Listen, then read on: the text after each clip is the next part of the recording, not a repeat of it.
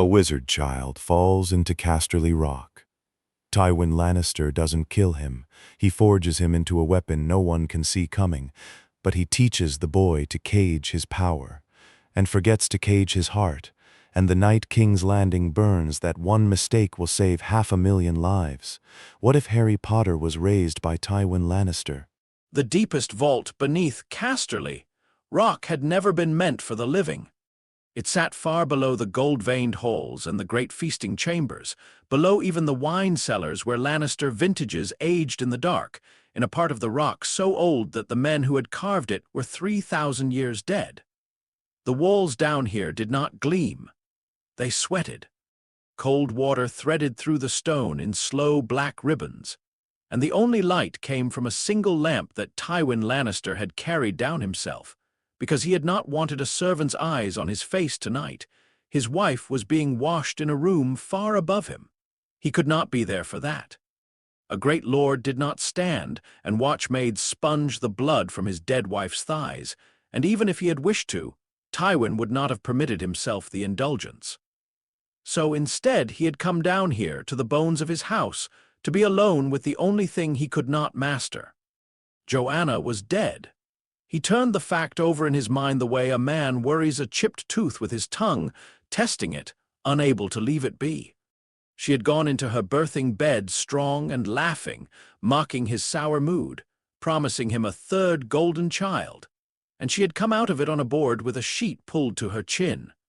The thing she had brought into the world was upstairs in a wet nurse's arms, a small, wailing, ill-made thing, its legs too short and its eyes two different colors, a thing the Meisters had not yet found the courage to call a dwarf in his hearing. Half the rock was already calling it a punishment from the gods. The other half was too frightened of him to say anything at all. Tywin set the lamp on a shelf of bare rock and stood very straight in the cold, and he did not weep. He had not wept when his father died. He had not wept when he had drowned the laughter of the realm in fire and blood at Castamere, when he had stood over the flooded mines and listened to the screaming stop, one voice at a time, until the rains had washed even that away.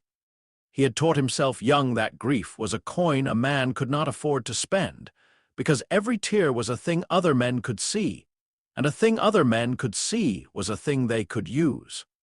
Joanna had been the one person in the world who had ever seen him weep, the one person from whom it had cost him nothing. And now she was upstairs being washed by maids, and the cost of everything had gone up. He thought, with the cold precision that had carried House Lannister to the second seat in the realm, that he should go back up. There were ravens to send. There was a king in the south, Ares, growing madder by the moon, who would have to be told that his hand's wife was dead, and who would smile when he heard it, the way he smiled at all of Tywin's sorrows now, the way a small man smiles when a great one stumbles. There were 2 children, 7 years old, twins, gold and beautiful, who would have to be told that their mother was gone. There was an infant who would have to be fed and named and, in time, looked at. He did not move. It was then that he heard the sound. It was not a sound the rock made. Tywin had lived in these stones his whole life. He knew their voices, the long groan of the deep places settling, the hiss of seawater finding a new path, the far-off boom of the tide against the cliffs where the lions had carved their lair. This was none of those. This was a sound like a held breath let go all at once, like the air before lightning, and it came with a smell, a sharp, scorched, copper smell, like a forge and a thunderstorm together, and a pressure that pushed against his ears as though he had dived too deep in the sea. And then there was light where there had been none, a brief and silent flare of it, gone before he could name its color, and where the light had been there was now a child lying on the wet black stone. Tywin Lannister did not startle. It was one of the disciplines he had practiced longest, the refusal to give his body away. He looked at the child the way he looked at everything, as a problem to be solved, an asset to be priced, a threat to be weighed. It was a boy. Perhaps a year old, perhaps a little more, old enough to sit, too young to run. He was small and dark-haired, and he was crying, but it was the exhausted crying of a child who has already cried a long time and has nearly given it up. He wore strange clothes, soft and finely made, but in no fashion Tywin knew, no house's colors, no cut he could place to any kingdom from the wall to Dorne. There was no door he could have come through. There was no shaft, no passage, no rope. There was only the bare cold stone and the bones of 3,000 years, and a child who had not been there a breath ago and was there now. Tywin's first thought was that someone had played a trick on him. His second thought, arriving half a heartbeat later and far more dangerous, was that no one alive had the wit or the access to play such a trick. Not down here, not tonight. His third thought, which he did not examine yet, was a cold and creeping certainty that he had seen something happen that was not supposed to be able to happen in the world. He crossed the vault. He knelt, a thing he did for no man and few gods, and he looked at the child closely in the lamplight. The boy looked back at him. He had stopped crying. He had eyes of an astonishing green, the deep clear green of certain Lannister emeralds locked in the vault 2 levels above. And he looked up at Tywin with an attention that was wrong for so young a child, as though he were trying to decide something. His left hand was open against the stone, palm up, and across the soft pad of it was a mark, a thin, pale scar in the shape of a starburst, old and well-healed, on the hand of a child too young to have earned a scar. As Tywin looked at it, the scar grew warm. He felt it before he understood it. His own hand was near the boy's, steadying him, and he felt the heat come off that little palm like the side of a kettle. And the scar caught the lamplight strangely, or did not catch it at all, but made its own, a faint gold flush rising under the skin, there and gone, like a coal breathed on in the dark. The child was afraid of him.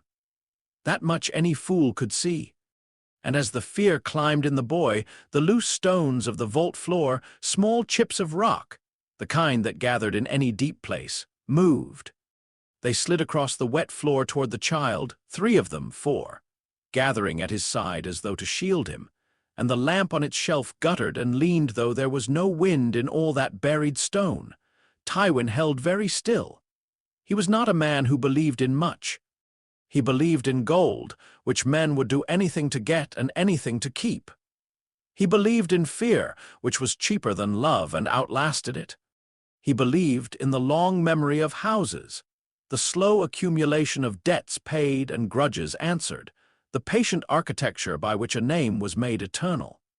He did not believe in the children's tales his Maester read to Cersei and Jaime, the Grumpkins and the Snarks, the White Walkers beyond the wall, the dragons turned to bone in the cellars of the dragon pit, the sorcerers of old Valyria who had bent fire and stone to their will. Those were stories for frightened small folk and idle children.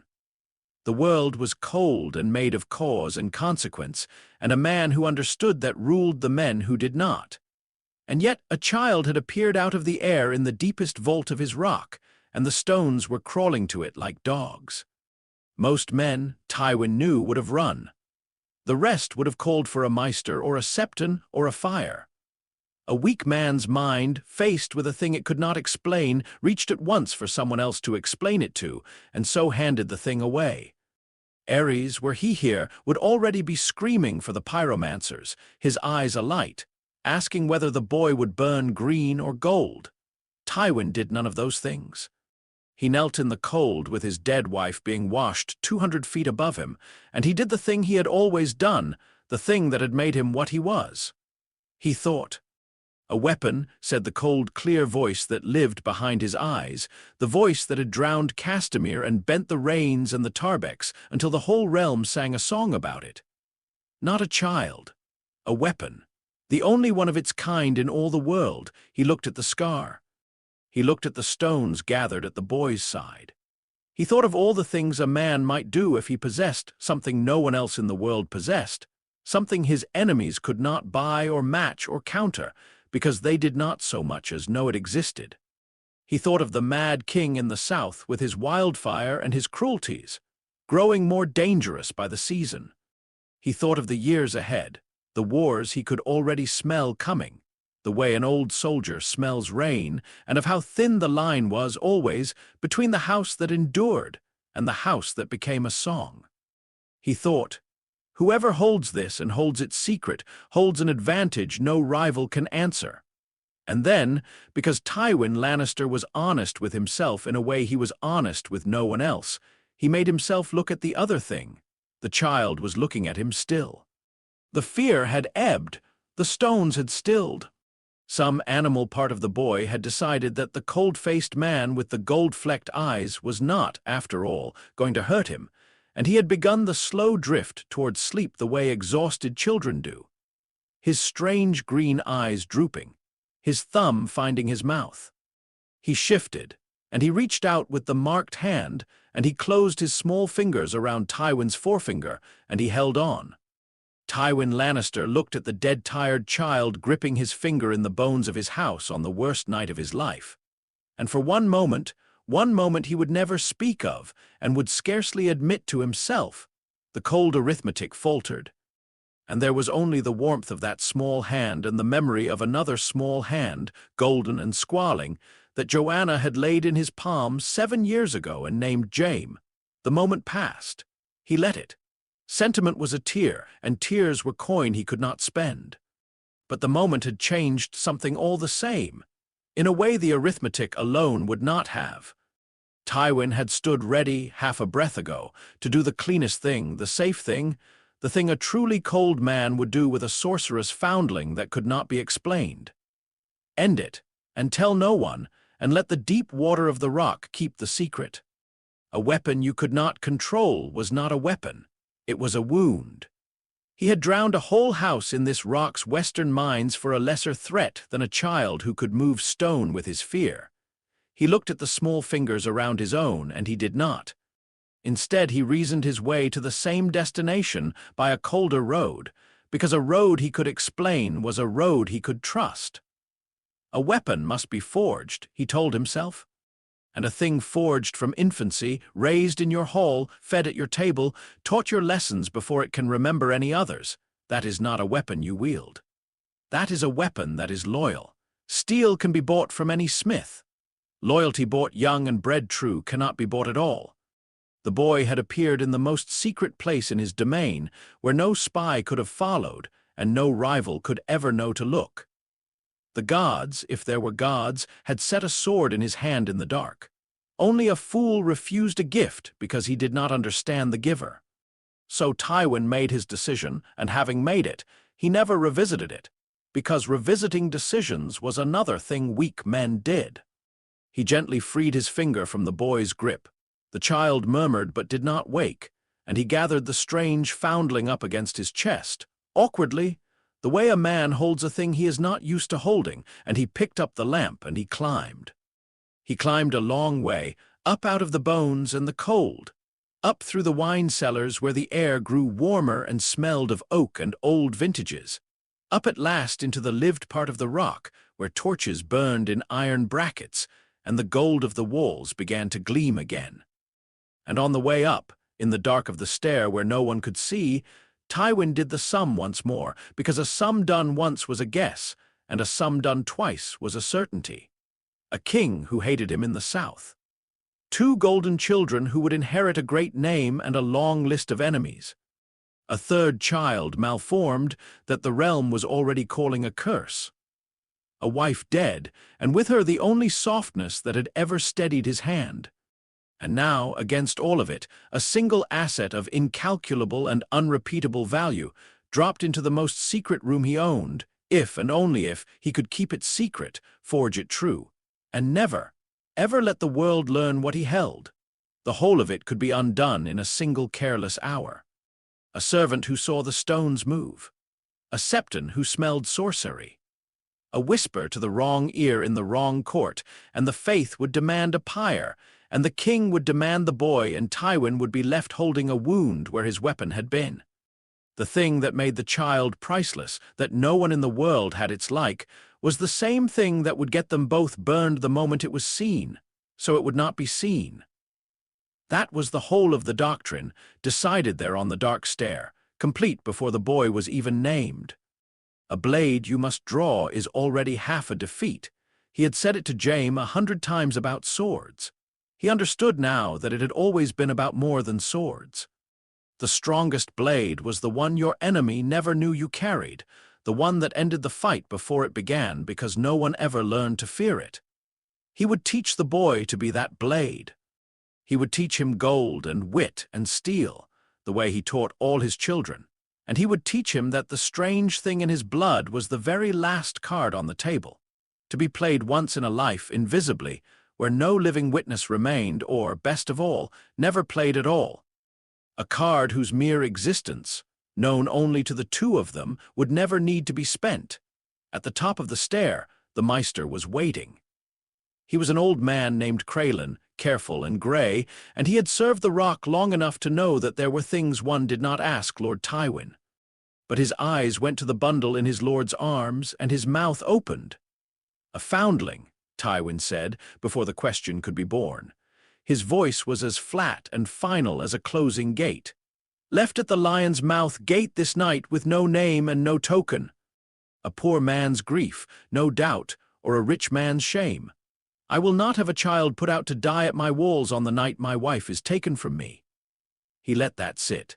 Let the old man's face arrange itself into the soft, foolish sympathy that men wore when they thought they understood another man's heart. "He will be raised in the Rock. Quietly. He is no one's business but mine. Do you understand me, Maester?" It was a perfect lie, Tywin reflected, even as he told it. Perfect because it was nearly impossible to disprove, and because it flattered the listener's worst assumption about him, that he was a hard man performing one soft act in his grief. A thing men would whisper about and pity and never ever look at twice. The truth would have set the whole Rock alight, the lie made the child invisible. Already, before the boy could speak a word, Tywin was teaching him the first lesson by living it. The loudest secret is one no one knows to look for. "Of course, my lord," the Maester said. "Of course. Does he have a name?" Tywin looked down at the sleeping child. He thought of a dozen names, the names of Lannisters long dead, names heavy with history, names a clever man might use to weave a foundling into a family story. He discarded them all. A name with too much weight invited too many questions. He wanted a name that was clean and ordinary and would draw no eye, the kind of name a poor man might give a son and forget. The boy himself, drifting half awake against his chest, made a small sound that was almost a word, the broken babble of an infant, and to Tywin's ear, though he never afterwards swore to it, it sounded a little like Harry. "Harry," Tywin said. The name had no meaning he knew, which was precisely its virtue. It belonged to no house and carried no debt. "His name is Harry." And so the thing was decided and named, and the Maester took up a candle to light the way, and Tywin carried the foundling down the gallery toward the nursery, where two golden 7-year-olds slept and one ill-made infant cried, and where there was, as it happened, a cradle standing empty. For Joanna had ordered two made, that long-ago spring, when the Maesters had thought for a season she might be carrying twins again. He laid the boy in that cradle, in the corner of the nursery, a little apart from the others. He stood over him a moment in the candlelight. This child fallen out of the air, this single impossible asset, this debt the gods had paid into his hand on the night they took everything else. And in the next cradle the newborn stirred and snuffled and turned its mismatched eyes blindly toward the light. Tyrion, the realm's curse, the dwarf, the thing that had killed Joanna by being born, and for one strange instant the two of them lay there together, the cursed son and the secret one. The one the world would scorn, and the one the world must never see. Tywin Lannister looked at the pair of them for a long moment, the lamp throwing his shadow huge across the gold-veined wall. Then he turned and went out, and the door closed behind him, and the candle went with him, and the nursery sank into the soft dark. He had a wife to bury. He had a king to deceive, a realm to weigh, an empire of debt and gold and grudge to hold against the coming storm he could already feel building over the years ahead. And now he had something more, a forge to tend in the deep secret heart of his rock, where the only weapon of its kind in all the world lay sleeping in an empty cradle, marked with a starburst scar that warmed and glowed faintly gold when it was afraid. He had decided to forge it true. He had decided to keep it secret. He had decided, in the cold and certain way he decided all things, exactly what the boy was for. He had not stopped, on that long climb up out of the dark, to ask himself a single question, the one question a wiser or a warmer man might have asked, the one that would take him the better part of a decade to so much as notice, and would cost him, in the end, more than gold. He had not asked what the boy might decide he was for. By the time Harry was 6, he knew 3 things about himself that no one else in the world was permitted to know. The first was that he could move things he did not touch. The second was that doing so cost him, a little for a little, a great deal for a great deal, the way a purse grew light when you spent from it. And the third, which his foster father had drilled into him before he could properly remember being taught anything at all, was that the other 2 things must never, ever be seen. He learned them in the deep places of the rock, in the cold vault far beneath the gold halls where, Tywin had told him once and never again, he had first appeared out of the air. They went down there together perhaps twice a month, always after the household slept, always by a route Tywin chose himself so that no servant ever saw which stair they took. Tywin carried the lamp. He did not hold Harry's hand on the steps, and Harry, who had learned very early what his foster father did and did not do, never reached for it. Again, Tywin would say in the cold, and Harry would lift the chips of stone from the wet floor and hold them in the air, 3 of them, then 5, then 7, turning them slowly the way Tywin made him turn them, not for any purpose, but because control was the whole of the lesson. A man who can throw a great weight and cannot lift a small one, Tywin said, is not strong. He is merely dangerous. Anyone can be dangerous. A drunkard with a torch is dangerous. I am not raising a drunkard with a torch. The first time Harry had tried to lift too much, the whole pile at once, to show off, because he was 5 and wanted, more than anything in the world, for the cold man with the gold-flecked eyes to look at him the way he looked at Jaime. The stones had leapt and scattered, and the lamp had blown out, and Harry had pitched forward onto the wet floor with blood running from his nose and a roaring in his ears like the sea, and he had not been able to stand for an hour. Tywin had not helped him up. Tywin had sat on the cold stone beside him in the dark, perfectly composed, and waited until the boy could hear him, and then he had said, "Now you understand the price. Everything is a price, Harry. The man who forgets the price is the man who dies young and surprised. You will not be surprised. Whatever else you are, you will not be that." So Harry learned the price. He learned that to lift a feather cost him nothing he could feel. That to lift a man would cost him the rest of the day and a night's sweating sickness. That to do the other thing, the thing Tywin would only call the last card and never let him practice, would cost him more than that. Perhaps more than he had, for he had felt the edge of it once, in a nightmare he could not remember on waking, and had come awake with the whole of his bedchamber's furniture floating a foot off the floor, and his scar burning like a brand, and Tywin standing in the doorway with a face Harry had never seen on him before. Not anger. Something underneath anger, they never spoke of it. But after that night Tywin doubled the discipline of the caverns, and the lessons were no longer only about lifting stones. They were about the cage. Feeling is the leak, Tywin told him. Your power answers your fear and your anger before it answers your will, because you are a child and a child is all feeling. That is the flaw the gods built into you, and we will spend your childhood mending it. When you are afraid, you will not show it, not in your face, not in your hand, and not in the air around you. When you are angry, you will be still. A lord who cannot hide his heart hands it to every man who looks at him. You will learn to hide yours so completely that even you will sometimes wonder where you put it. It was in those lessons that Harry first noticed his hand. When the power rose in him, when fear came, or that hot wanting that he could not always name, the old starburst scar on his left palm grew warm, and beneath the skin a faint gold glow rose and faded like a coal breathed on. He could feel it more than see it, and he found by accident that if he closed his fist hard around it, pressed the heat into his own palm and held it there, the leak slowed. The stones stilled. His breath came back. So he made a habit of it, the way a man worries a ring or chews a thumbnail, a small clenched fist whenever the world pressed on him, and because he made a habit of it, in time no one thought anything of it at all. The maids called it his nervous way. James, the once or twice he noticed, called him a tight-fisted little miser and laughed.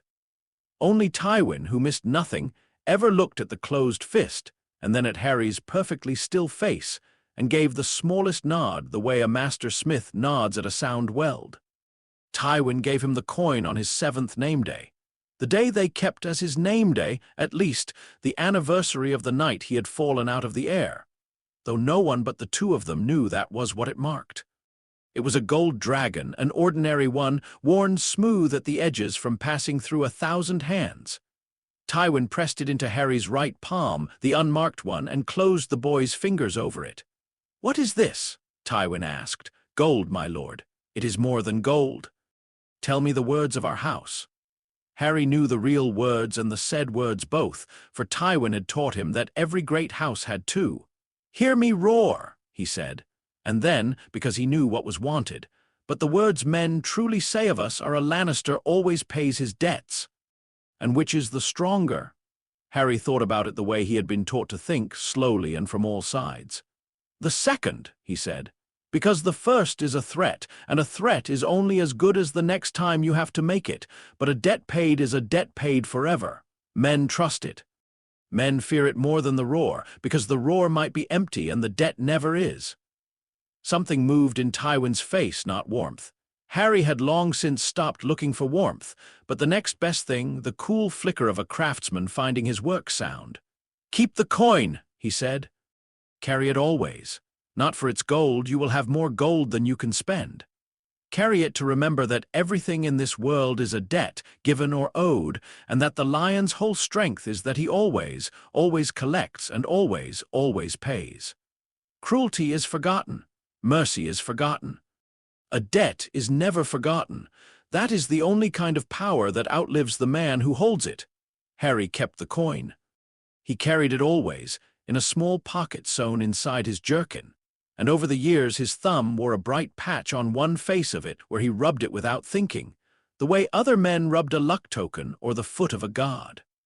It was the only thing he owned that Tywin had given him with his own hand, and though he would not have said so to anyone living, that was why he kept it. There was one other thing in the rock that was his and his alone, and that was Tyrion. They were of an age, near enough. The dwarf had been born the same season Harry fell into the world, and the two of them had shared a nursery, and then a tutor, and then, by a kind of gravity neither of them ever discussed, each other. Tyrion was the only person at the rock who was lonelier than Harry, and for a stranger reason. Harry was a foundling of no name, beneath everyone's notice, while Tyrion was a Lannister of the main line, the true-born son of the greatest lord in the realm.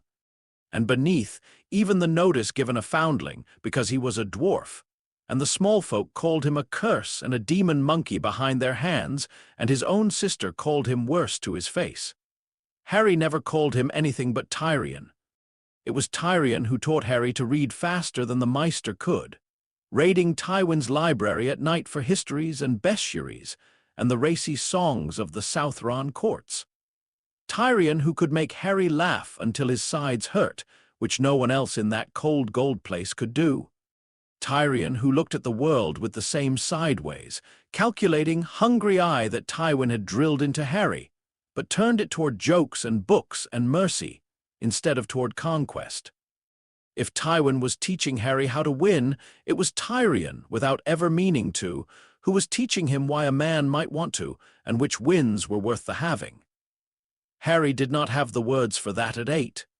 He only knew that the cold of the caverns left him when Tyrion was talking, and that he would have done a great deal, a dangerous deal, to keep the small, misshapen boy from harm.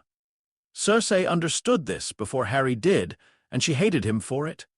She was 15 now, golden and lovely, and already cruel in the practiced, smiling way that frightened Harry far more than open meanness ever could. She had decided, somewhere in the years of watching her father take a strange green-eyed foundling down into the deep alone and bring him up tired and pale, that there was something wrong about Harry, something her father knew and would not share. Some favor or secret that ought by rights to have been hers. She could not name it. She circled it.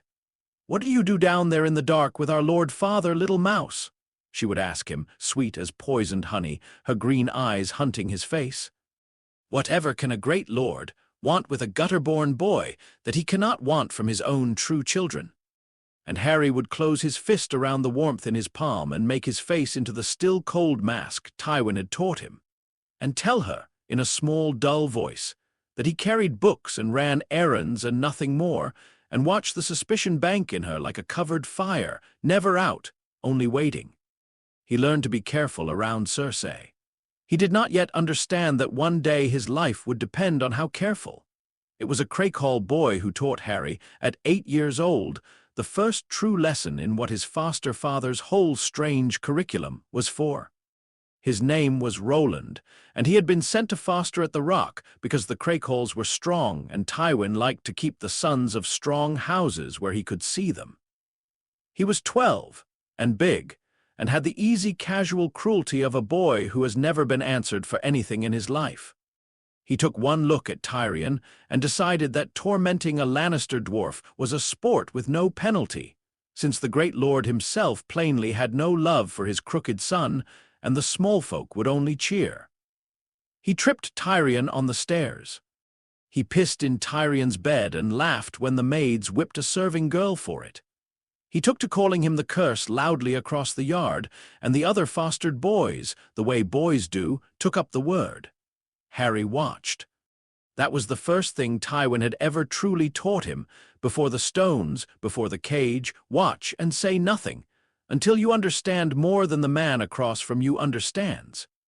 He watched for the better part of a moon's turn.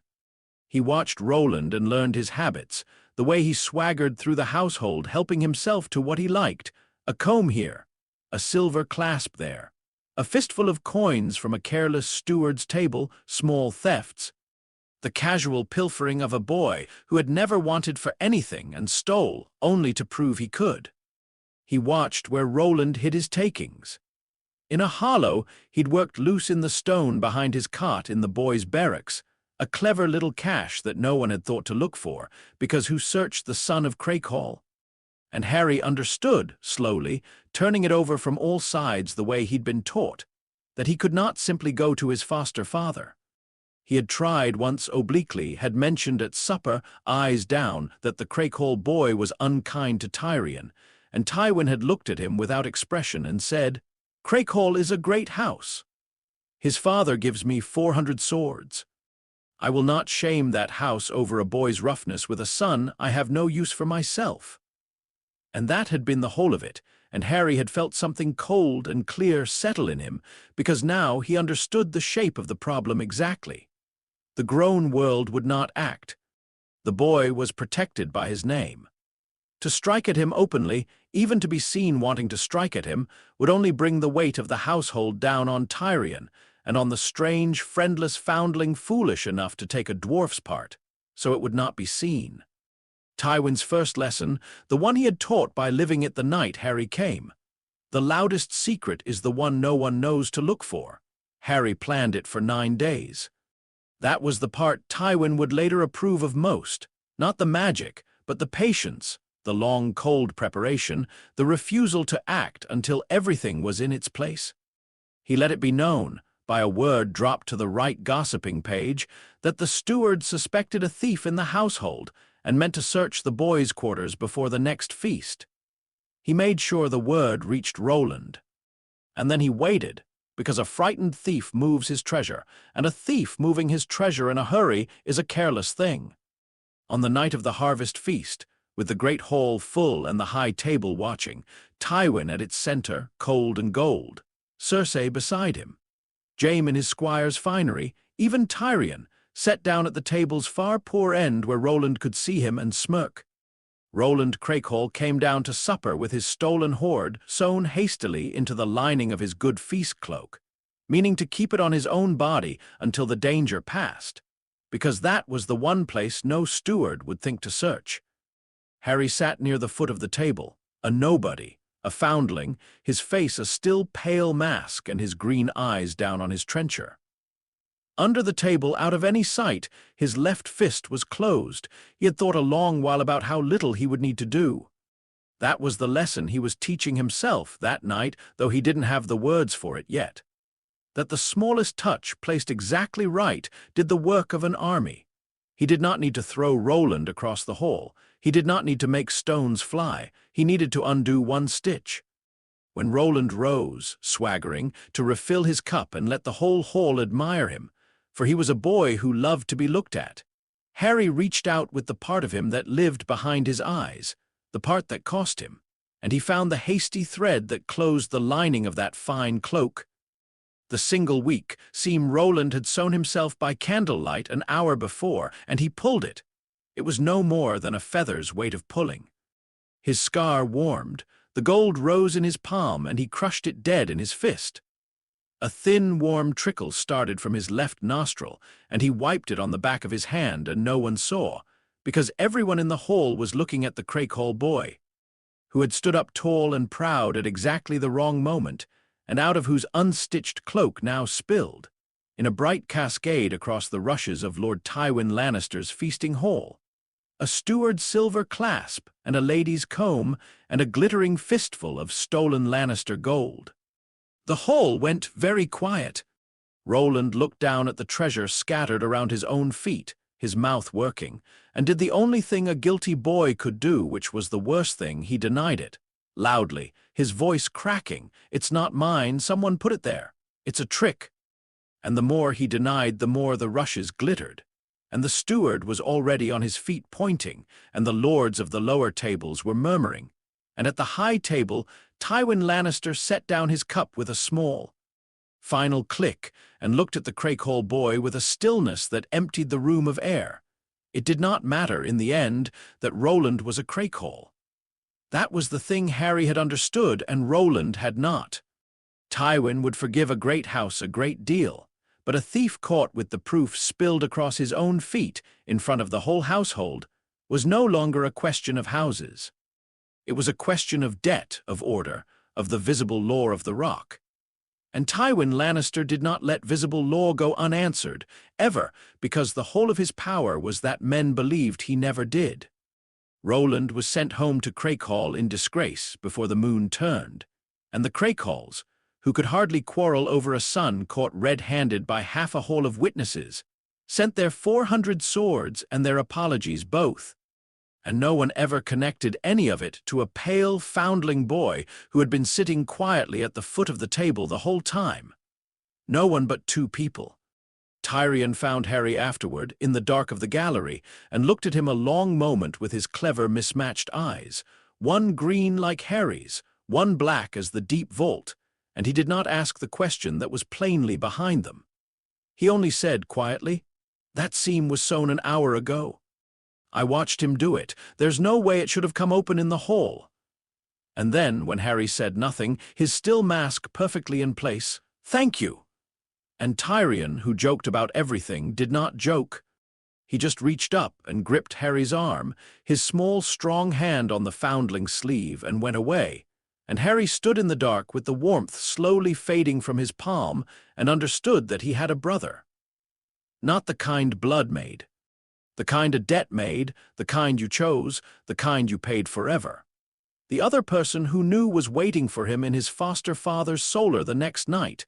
Tywin did not look up from his ledgers when Harry came in. He let the boy stand a while, which was a thing he did.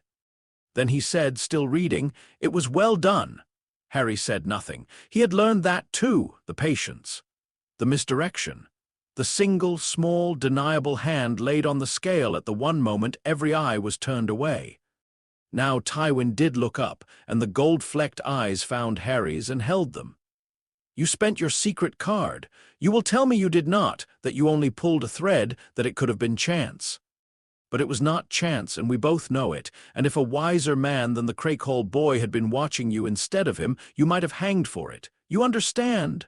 "Yes, my lord." "Then you understand half." Tywin set down his quill. Tell me why you did it." And here Harry made the only mistake of the whole long, careful, brilliant affair. He was 8, and he was tired, and the warmth of Tyrion's hand on his sleeve was still on him, and so he told the truth. "Because he hurt Tyrion," he said, "and no one else would stop it." The room was very quiet.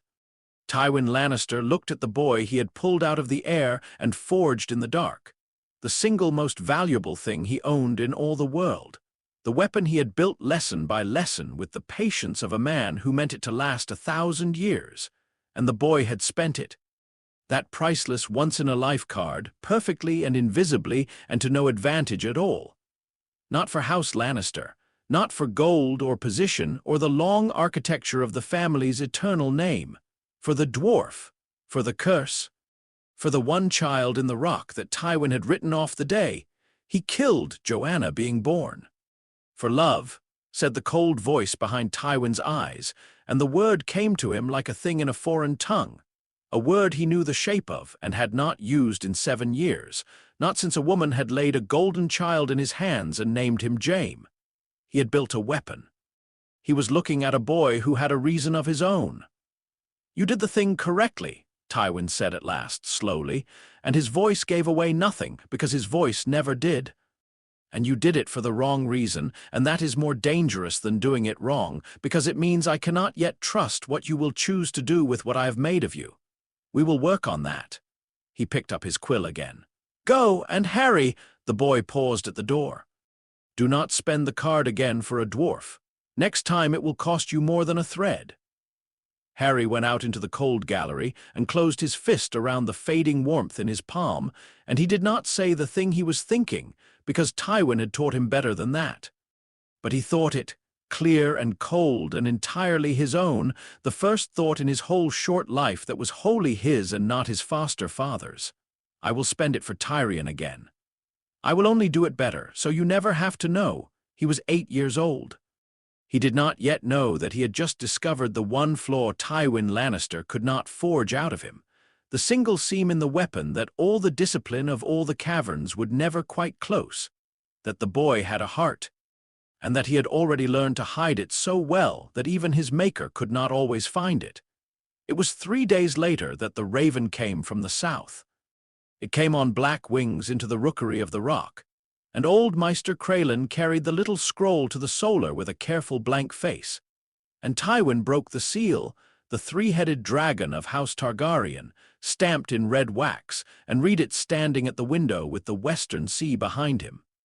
The king required his hand at court. The king, Aerys, who hated him, who had taken to seeing treasons in shadows and traitors in mirrors, who loved nothing in all the world so much as the green burning of wildfire. The king wanted Tywin Lannister back in King's Landing, and the summons did not exclude his household. And a great lord did not leave a strange and secret ward behind where curious eyes might wonder at him in his absence. Tywin folded the scroll. He looked, for a long moment, at nothing. He had spent 8 years, keeping the only weapon of its kind in the world, hidden in the deepest, safest, most secret place he owned, behind the cold gold walls of his own rock, where no spy could come and no rival could look. And now the maddest king in 300 years was calling that weapon south, into the one place in all of Westeros where being invisible was impossible, where 1,000 eyes watched every face at every hour, where the pyromancers tended their green fire, and the king's own paranoia could turn a clenched fist or a strange green stare into a death sentence in a single afternoon. He would have to bring the boy to court, and he would have to keep him secret there in the open, in the snake pit, under the eyes of a king who burned men for sport. "Harry," Tywin said, to the empty room, testing the problem the way he tested all problems, turning it slowly to find the edge. He did not yet know that the boy, in that very pit, would find the one thing his whole cold education had never shown him, the sight of power with no cage on it at all, and that it would frighten Harry more than anything in his life, and teach him more than anything Tywin ever had. They left Tyrion at the rock. That was the first cruelty of the journey south, and Harry felt it before they had cleared the gates. Tywin did not parade a dwarf at court. A malformed son was a thing to be governed quietly behind one's own walls, not a thing to be set before a king who collected other men's shames the way some men collected hawks. So Tyrion stayed, and Harry rode out through the lion's mouth at 9 years old with his foster brother's small, strong hand still warm on his sleeve in memory, carrying a gold coin in an inner pocket and a starburst scar in his palm, and a great deal of fear he was forbidden to show. "You will be no one," Tywin had told him the night before they rode. It was the whole of his instruction. "At the Rock you were a foundling beneath notice. At court you must be less than that. You will be a boy who carries my cloak and fetches my wine and is too dull to remember an hour after he has left a room. Court is a snake pit, Harry, and the snakes do not strike at mice. They strike at the bright, the bold, the strange. You will give them nothing bright. You will give them nothing at all. Above all," and here the gold-flecked eyes had held him in the candlelight, and Tywin had said the thing that mattered most, the thing the whole long curriculum of the caverns had been building toward. "Above all, you will not use the card, not to save your pride, not to save your skin. There are men at that court who can smell sorcery the way a hound smells blood, and the king burns what frightens him, and there is nothing in the world that frightens him so much as a power he cannot understand and cannot own. If you are seen, you are dead, and worse, you are discovered, and I have spent 9 years and a great deal of patience making certain you never will be. Do you understand me?" "Yes, my lord." "Then survive, invisibly. That is the only test I will set you in the south, and it is harder than any I have set you in the dark." King's Landing came up out of the heat haze on the 4th day, and Harry, who had known only the cold gold cleanliness of the Rock, was not prepared for it. The city sprawled across its 3 hills in a stink of smoke and sewage and fish and too many people. 500,000 souls crammed behind walls that could not hold them, the great red bulk of the Eganfort, the Red Keep, squatting on its hill above the whole sprawling mess like a scab over a wound. And over it all, faint and constant, a smell Harry could not name at first, sweetish and sharp and somehow wrong, a smell that made the hair stand up on his arms and the scar in his palm tighten without his bidding. It was a long while before he learned what it was. It was the smell of the green fire, the wildfire, seeping up out of the cellars where the pyromancers brewed it, and it was the smell of the city the king wanted to keep, that he might burn it himself if ever it tried to leave him. The Red Keep was worse than the city, because at the Rock the danger had been cold and predictable, and here it was hot and mad. Harry learned that on his first day, when Tywin's household was presented before the Iron Throne, and Harry got his first look at the king who burned men for the pleasure of the thing. Aerys Targaryen, second of his name, sat upon the throne his ancestors had built of 1,000 surrendered swords, and he was a ruin of a man. He was not yet old, barely past 40, but he wore his madness like a wasting sickness. His silver-gold hair hung lank and matted to his waist, and his nails had grown long and yellow and curling, inches of them, because no blade was permitted near the king's person, since the last time someone had thought to use one. And his arms and his hands were a ruin of half-healed scabs and old scars where the barbs of the throne he would not leave had cut him and cut him again. "No man can sit the Iron Throne and not be cut," the saying went, and the king had bled himself half to death on it and would not rise. He stared down at the assembled court with pale violet eyes that did not seem to settle on anything, that hunted constantly across the faces below for the treason he was certain was there, somewhere in one of them, in all of them. And when those eyes came to Tywin Lannister, the king smiled. It was not a friendly smile. Harry, standing small and dull at the back of his foster father's party with his eyes properly down, felt the whole hall change temperature. The king and his hand hated each other, that much even a child could feel, like the pressure before a storm. Aerys hated Tywin because Tywin had ruled the realm well for 20 years and made the king look small doing it. Hated him with the special venom of a weak man who knows the strong man could take everything and is only waiting. And Tywin hated Aerys with the patient, bottomless perfectly contained contempt of a man who has been insulted 1,000 times and has filed every insult away under the words of his house. A Lannister always pays his debts. Harry, who knew his foster father's stillness better than anyone alive, looked at the cold mask of Tywin's face before the throne and understood that a great deal was owed here, and that the king did not know how much. "My hand returns to me," Aerys said, in a voice gone thin and querulous, "and brings his whole pride of lions to lick my hand. How loyal! How very loyal! A man brings his family to court when he wishes to show his king his heart, or when he has been keeping them away, hidden behind his rock, and fears his king has begun to wonder why." The pale eyes flicked across the party. "Where is the little monster, the dwarf? I am told you have a dwarf, Tywin. I should like to see it." "He is unwell, your grace," Tywin said. His voice did not change at all. "I would not bring sickness to your court." The king lost interest. The way Harry would learn, he lost interest in everything suddenly and completely, his hunting eyes already moving on, and they came to rest, with the terrible randomness of the mad, on Harry. "And this one?" Aerys leaned forward, and the barbs of the throne caught his arm and drew a fresh bright bead of blood that he did not seem to notice. "A green-eyed mouse at the back, not gold like your brood. Whose is it? Come here, boy, come here." Harry felt his whole body go cold, and then go hot, and felt the scar in his left palm warm and the gold begin to rise under the skin. The leak answering his fear before his will could catch it, exactly as Tywin had warned, exactly as 9 years of the cold caverns had been spent to prevent. He crushed his left hand into a fist, hard, pressed the heat into his own palm and held it, and made himself walk forward across the long hall under the eyes of the whole court, small and dull and unremarkable. And he knelt at the foot of the throne with his fist closed at his side and his eyes down and his heart going like a hammer.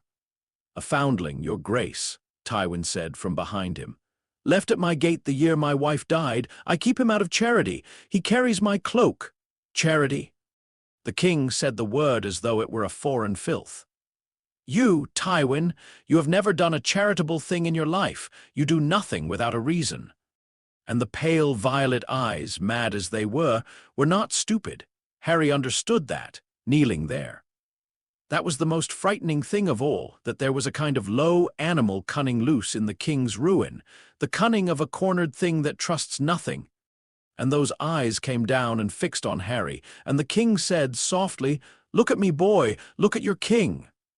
Harry looked up, and it was then that the man standing nearest the throne, on the king's left hand, a soft round man in robes the color of dried blood, with quick clever eyes and ink-stained fingers and a small fixed smile, leaned in toward the king's ear and murmured something, and his gaze came to rest on Harry's left hand, the closed one, where, Harry realized with a lurch of pure terror, a thin line of gold light was leaking out between his clenched fingers, faint as a coal seen through a fist, but there, plainly there to a man who spent his life staring into green fire and knew the look of light that should not be.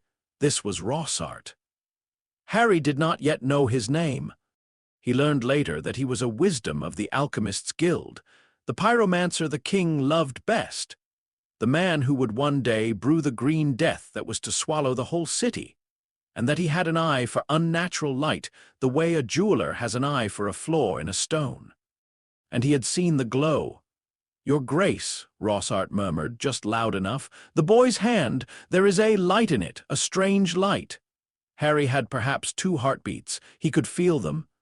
And in those 2 heartbeats, every lesson Tywin had ever beaten into the cold dark of the caverns came down to a single point, and it was not the point of throwing the pyromancer across the hole, which he could have done, which some hot, terrified animal part of him screamed to do. It was the opposite. It was the card not played. It was the mouse. He opened his fist. He did it slowly, the way a frightened child fumbles to obey a great man, and he showed the king his open palm, and he had killed the leak the instant before, crushed it dead with the discipline of 9 years. so that what the king and the pyromancer now saw was only an ordinary boy's hand with an old pale starburst scar across it, and not a glimmer of light anywhere. "It's only my scar, your grace," Harry said, and he made his voice high and dull and stupid and a little tearful, a frightened child's voice, the most boring sound in the world. "I burned it on a brazier when I was small. The Meister says it catches the light funny. People say it's lucky. Do you want to touch it? I can rub it for luck if you like." And he held the hand up higher, eager and witless and entirely harmless. A child offering a great king his silly little scar, and there was nothing in it. Nothing at all, only a faint old mark and a boy too dim to be afraid in the right way. The king looked at the open hand. Rossart looked at it, and his clever eyes narrowed, and for a moment Harry thought it would not be enough, and then the king laughed, a thin, cracked, unpleasant laugh, and lost interest as suddenly as he had found it. "A scar," he said. "A lucky scar. Pyromancer, you see fire in everything. One day you will tell me my piss burns green." He waved a long-nailed hand. "Take it away, Tywin. It's dull. Everything you own is dull. Even your charity is dull." And the hunting eyes moved on, and Harry was forgotten, and he backed away from the throne small and trembling and invisible.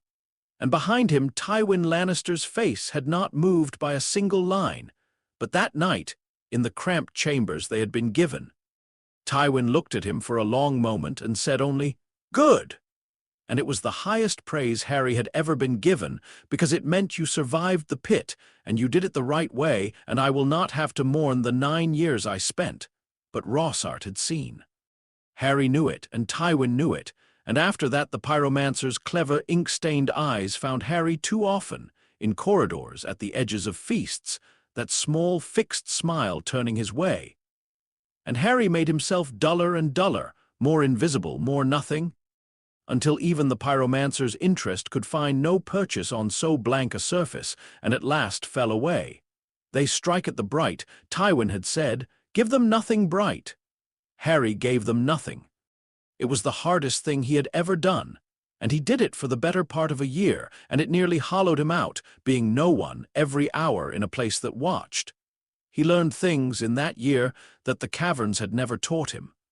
He learned what court was, not a place of swords, but a place of whispers, where a word in the right ear killed surer than a blade, where men smiled while they ruined each other, and the only true coin was knowing a thing before the man across from you knew it. It was, Harry realized slowly, the very thing Tywin had been teaching him all along: watch and say nothing, until you understand more than the man across from you, only practiced by 1,000 players at once, in deadly earnest, with crowns at stake. He watched Cersei, 15 and golden and burning with an ambition she could not yet name, drift after the crown Prince Rhaegar with her heart in her eyes. Watched the prince, grave and beautiful and sad, harp in hand, the only Targaryen the court did not flinch from. Be kind to her, and never once look at her the way she wished to be looked at. He watched lords flatter the king and despise him in the same breath. He watched, and he understood more and more, and he said nothing at all. And he was 9 and then 10 and entirely alone. And at night he rubbed the gold coin in his pocket smooth and thought about Tyrion's voice and the cold, clean caverns of home. And once, only once, he saw the king burn a man. It was a lord of some small house Harry never learned the name of, accused of some treason that may or may not have existed, dragged into the throne room raving his innocence. And the king did not hang him or take his head, because those were ordinary deaths, and the king had grown bored of ordinary deaths.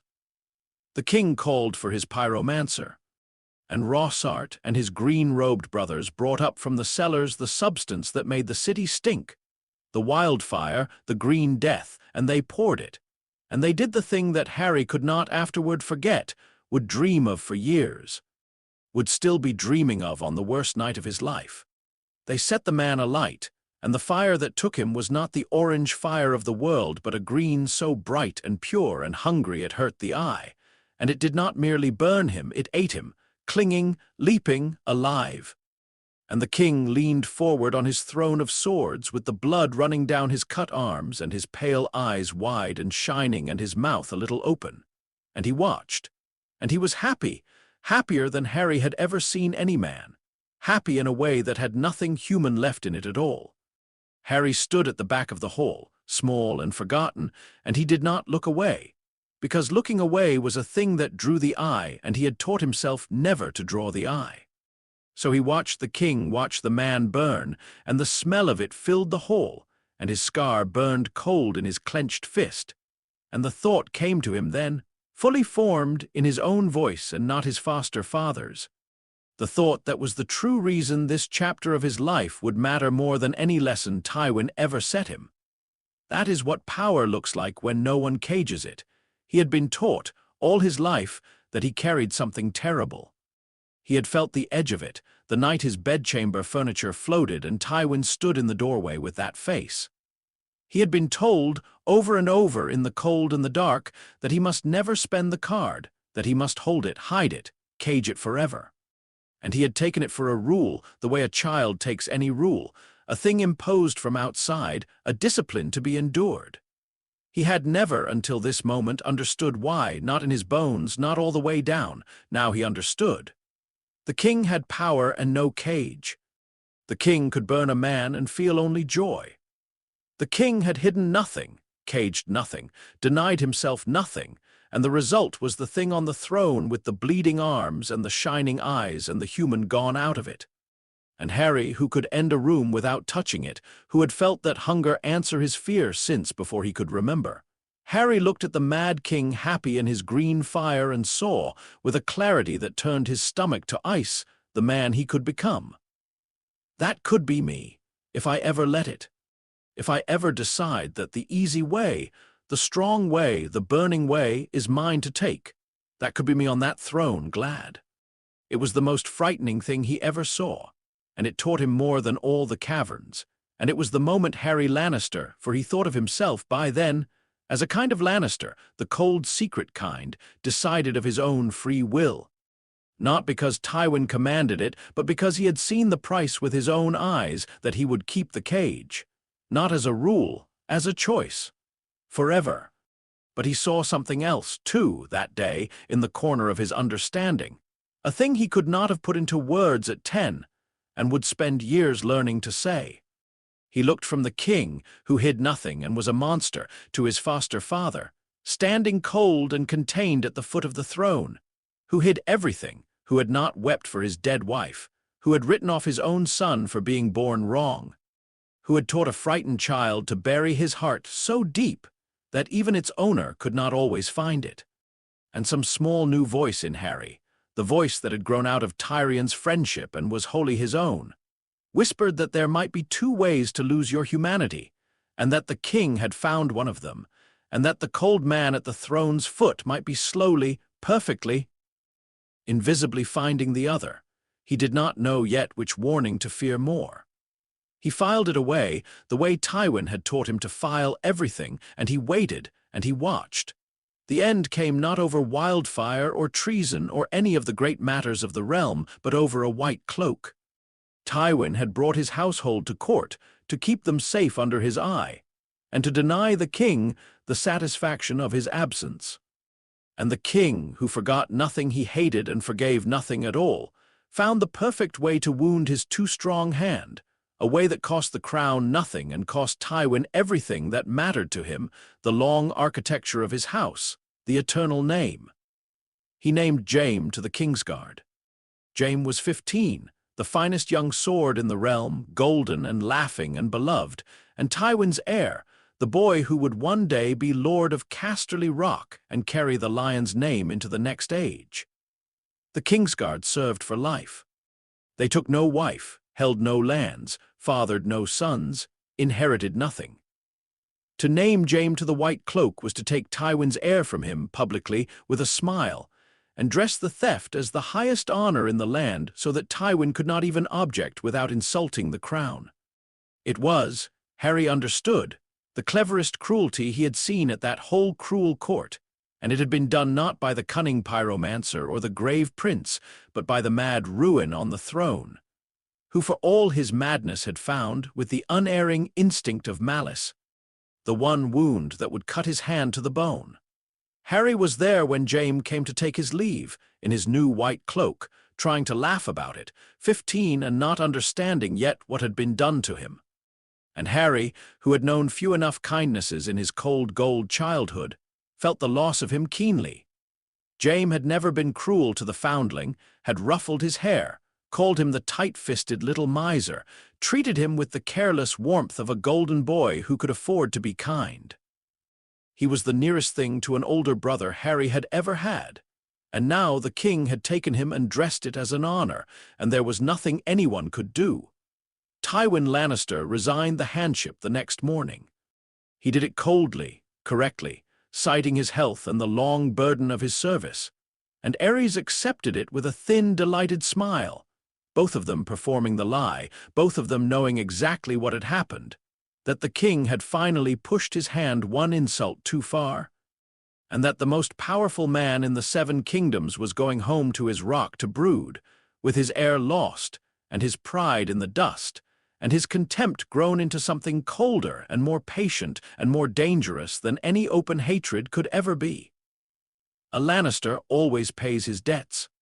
Harry watched his foster father bow to the king perfectly, giving nothing away, and he thought, he is not finished. He has only stopped saying the number out loud. They rode north out of King's Landing in the spring, the Lannister household, with the green stink of the city falling away behind them and the clean cold of the west drawing them home, home to the rock, home to Tywin, home to the deep, dark caverns where a boy could practice the cage that he had now, at last, chosen for himself. Harry rode out a different creature than the one who had ridden in. He had gone south a weapon being forged in the dark, and come back a person who had seen with his own eyes both the monster he must never become and the colder, quieter ruin he was being raised toward, and had decided, in the secret place behind his eyes where even Tywin could not look, that he would be neither. He did not know that the realm behind him was a dry field in a hot summer, and that somewhere to the north a girl with a wild laugh and a wolf's blood was about to be taken, or to vanish, or to run. The histories never quite agreed which, and that the taking of one girl would set the dry field alight from the wall to Dorne. He did not know that the white cloak the king had hung on Jaime to wound Tywin would one day put Tywin's golden son at the right hand of a burning city, with an impossible choice in front of him and a sword at the king's back. He knew only that he was going home, and that the smell of green fire had followed him into his dreams, and that his foster father had stopped saying the number out loud. The number, Harry would learn soon enough, was everything. The war began with a burning, and Harry heard of it the way he heard of everything now, quietly in corners, from the mouths of frightened men who did not know a boy was listening. A great northern lord had gone to King's Landing to answer for his son, and the king had answered him instead. Lord Rickard Stark had demanded a trial by combat, as was his right, and the Mad King had granted it, and named Fire his champion, and they had hung the Warden of the North from the rafters of the throne room in his own armor and set the green flame beneath him, and burned him alive in the steel, while his heir strangled himself trying to reach a sword that had been placed just out of his reach. Then the king had killed the heir too, and sent word to the Eyrie that he wanted the heads of 2 more young lords, Robert Baratheon and Eddard Stark, who were wards of Jon Arryn. And Jon Arryn, instead of sending the heads, had called his banners. Harry was 10 years old, sitting on the cold floor of the gallery at Casterly Rock with his back to the gold-veined wall, listening through a half-open door to 2 guardsmen trade the news in low voices. And when he heard they burned him alive in his armor, he felt the whole of King's Landing come back to him at once. The green so bright it hurt the eye, the king leaning forward with the blood running down his arms and the human gone out of his face, the smell that had followed Harry into a year of dreams. The king had done it again, only this time it was not some small lord no one would miss. This time it was the Warden of the North, and the whole realm was going to burn for it. That was the spring the seven kingdoms cracked down the middle, and Harry watched his foster father do nothing about it with a patience that was the most frightening thing he had ever seen. More frightening, in its cold way, than the green fire. Because the green fire was madness, and this was sanity, perfect, terrible sanity, applied without mercy to the breaking of a world. Tywin Lannister did not call his banners for the king his son served. He did not call them for the rebels, either, though messengers came from both, riding hard up the gold road with their lathered horses and their desperate flattery. He received them all courteously and committed to none of them. He kept the strength of the West gathered and armed and idle behind the walls of the Rock and the gates of Lannisport, the largest host in the realm, 20,000 swords and more, sitting on its hands, and he waited. He waited while the Stormlands rose for Robert. He waited while the rebels won 3 battles in a day at Summerhall and lost a lord at Ashford. He waited while Robert Baratheon nearly died in the streets of a Riverland town and slipped the noose by a hair's breadth, the war hanging for one afternoon on whether a fat old septon would betray a hidden boy. He waited through the burning of half the Riverlands and the drowning of the loyalist hopes, and he sent his lions nowhere, spent his swords on nothing, gave the dry summer field its fire, and then sat back to watch which way the wind would carry it. You think me a coward? Tywin said to him once, that long, terrible spring. He had not asked it. He had read it off the boy's face the way he read everything, and Harry, who had learned to give nothing away, had given this away without meaning to, because he was 10 and the world was burning and a man he had loved was about to ask for help. No, my lord, Harry said. It was true as far as it went. Cowardice was the wrong word, and Tywin despised the wrong word above almost anything. Then what? Harry considered it carefully, the way he had been taught, turning it to find the safe edge, and then, because he was 10 and tired and the thing was too large to hold quietly, he said the true thing instead. I think you're letting them die, he said. All of them, the lords and the small folk both. The Riverlands are burning and you have 20,000 swords and you're letting it happen because you don't yet know who'll win. He braced for anger. Anger would have been easy. Tywin did not give him anger. Tywin gave him the worst thing, which was agreement. Yes, Tywin said. That is precisely what I am doing. He set down the dispatch he had been reading. Tell me, since you have such tender feelings for the Riverlands, if I marched my host out tomorrow, which side would you have me join? Harry opened his mouth and found he could not answer. You see the difficulty? Were I to declare for Ares, I would be spending the strength of the West to prop up a mad king who burned my predecessor as hand, took my heir for a hostage in a white cloak, and would burn me the same day he no longer needed my swords. Were I to declare for the rebels, I would be a traitor before the throne, and if by some chance the dragons won after all, the West would be ash and salt, and I would have ended 300 years of my house's patient work in a single season of sentiment. So I do neither. I wait. Not because I am a coward, Harry, and not because I do not see the dead. I see every one of them, far more clearly than you do, because I am not weeping over them. I wait because the man who moves first in a war he does not have to fight is the man who pays for everyone else's mistakes, and I have spent my whole life making certain that House Lannister pays for nothing it did not choose to buy. And the dead pay instead, Harry said. The dead always pay. Said Tywin. The only question a lord ever truly answers is which dead and whose. I have answered it, not mine, not the West's, not one Lannister sword spent until the spending buys something that lasts 1,000 years. That is not coldness, boy. That is the whole of statecraft, and the lords weeping over their burning villages tonight are the ones who never learned it. He picked the dispatch back up. Go, and think on which dead you would have chosen before you judge the man who chose.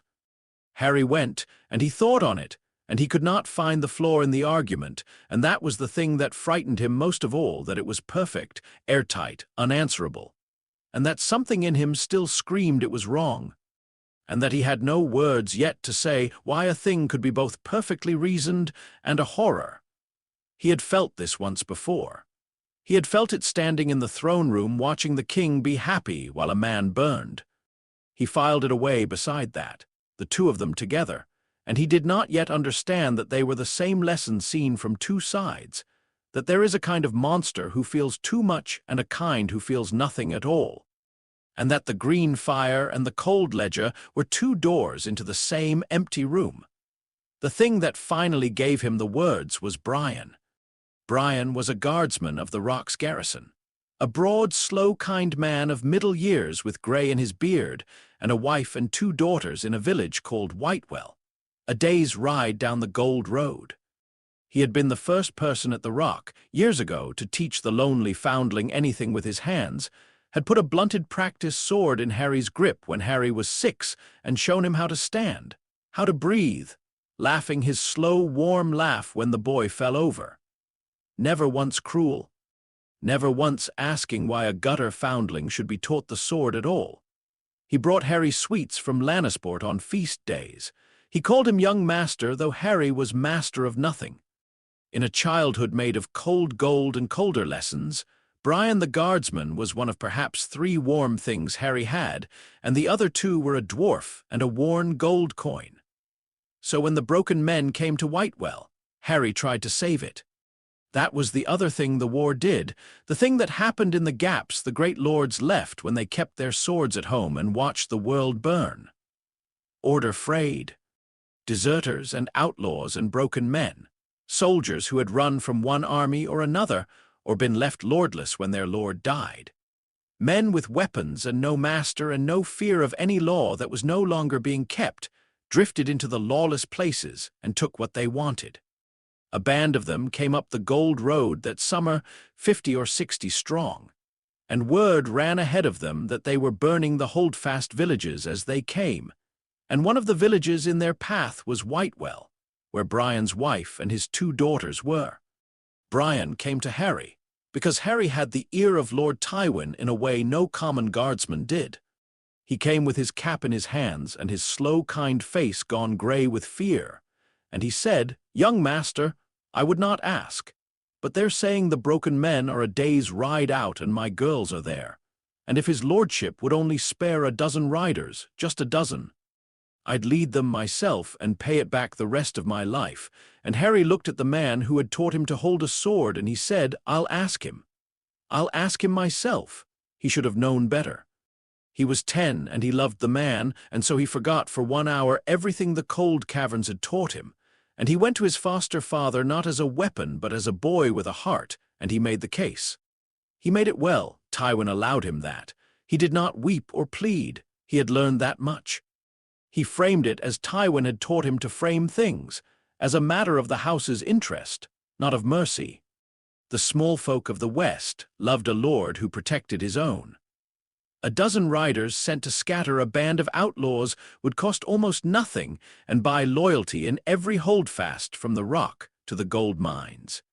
In a war where Tywin was carefully courting no one and being judged by everyone, a small, visible act of protection would say the lion guards his lands without committing a single sword to either crown. He had thought it through.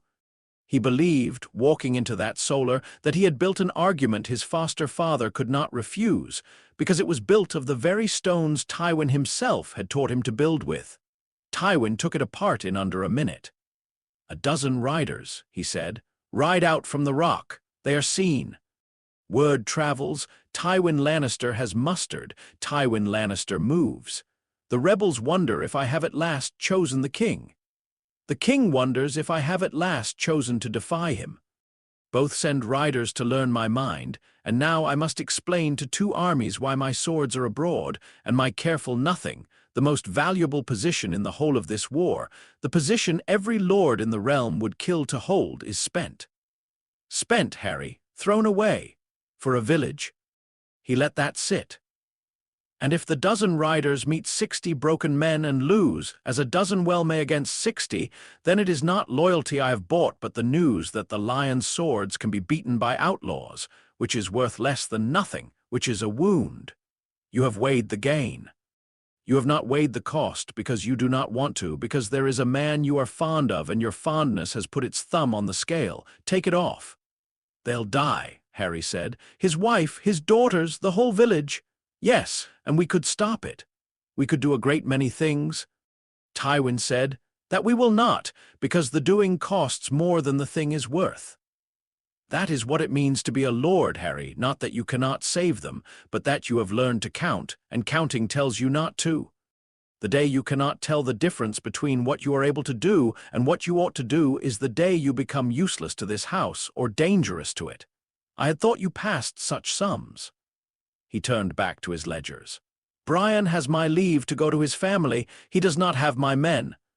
If he wishes to die in a burning village for the sake of 3 women, that is a guardsman's choice and a guardsman's life, and not worth 1 hour more of my time. Nor of yours. Go. Harry stood there a moment longer. He felt the heat begin to rise in his left palm, the leak, the gold, the power answering the thing swelling in his chest that was not quite grief and not quite rage but the hot cousin of both, and he crushed his fist around it, hard, the old gesture, and held it. And Tywin saw the closed fist and the still white face and gave the smallest nod, not knowing or not caring what it cost, reading only that the boy had mastered himself, that the weapon had not slipped. Brian rode for Whitewell that night alone with his leave and no men. Harry watched him go from the gallery window, a broad, slow shape on a tired horse, and he very nearly did the thing. Very nearly went down to the deep caverns and through them somehow, and after the man, very nearly decided that he would scatter 60 broken men with the card he had been forbidden. Witnesses and exposure, and Tywin's wrath be damned.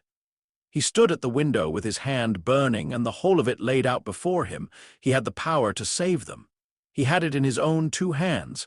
All he had to do was open the cage, and he did not. He told himself it was the lessons.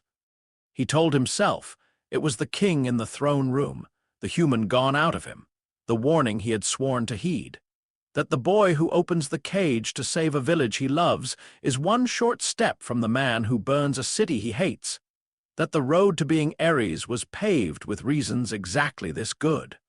He told himself that a wizard 10 years old, seen scattering bandits by unseen hands at a burning village, would not save Whitewell but doom himself, and that a dead and discovered Harry saved no one, ever again. He told himself all of it, and it was all true, and he stayed at the window with his fist clenched and the heat fading from his palm, and he let the man who had taught him to hold a sword ride alone into the dark. It took 11 days for the news to come back. The broken men had reached Whitewell before Brian did. There was nothing left of it but the chimneys when he arrived, and he had not lived long after, had ridden, the survivors said, straight into the band that still lingered in the ruins, an old guardsman alone against 60, and they had killed him among the ashes of his own home, where his wife and his daughters already lay. Harry took the news without expression. He had learned that, too. He thanked the man who brought it, in a steady voice, and he went down through the gold halls and the wine cellars and into the deep, cold dark of the caverns where no one ever followed him, the place where he had been forged. And there, alone in the black, with no one to see and nothing to give away, Harry let go. The stones came up off the floor, not 3 or 5, but every loose chip in the whole vast cavern, hundreds of them, rising into a slow-turning storm in the dark. And the water in the black pools shivered and stood up in trembling ridges, and the very air went hot and tight as the held breath before lightning, and the gold blazed up out of the starburst scar so bright it lit the cavern green gold, brighter than he had ever let it burn. And for 1 long moment the boy who could end a room stood in the heart of the rock with the whole world straining to answer his grief, the cage open, the power loose. Enough in his 2 small hands to have scattered 600 broken men, not 60, enough to have saved 1,000 Whitewells. Too late, all of it too late, the power that could have saved them screaming up out of him over the ashes of the village it had not been spent on. And then, slowly, alone in the dark, Harry caged it again. He brought the stones down 1 by 1. He stilled the water.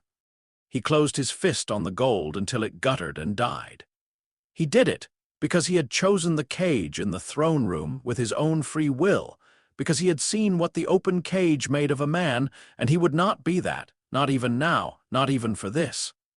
But he understood, standing there in the ringing dark with the dead settling around him, a thing he had not understood before, the thing that finally gave him the words. The cage was right. He still believed that, believed it to his bones, now more than ever. But the cage was not the whole of it. Tywin had taught him to cage the power, and Harry had needed the lesson, and it was true. But Tywin had not stopped there.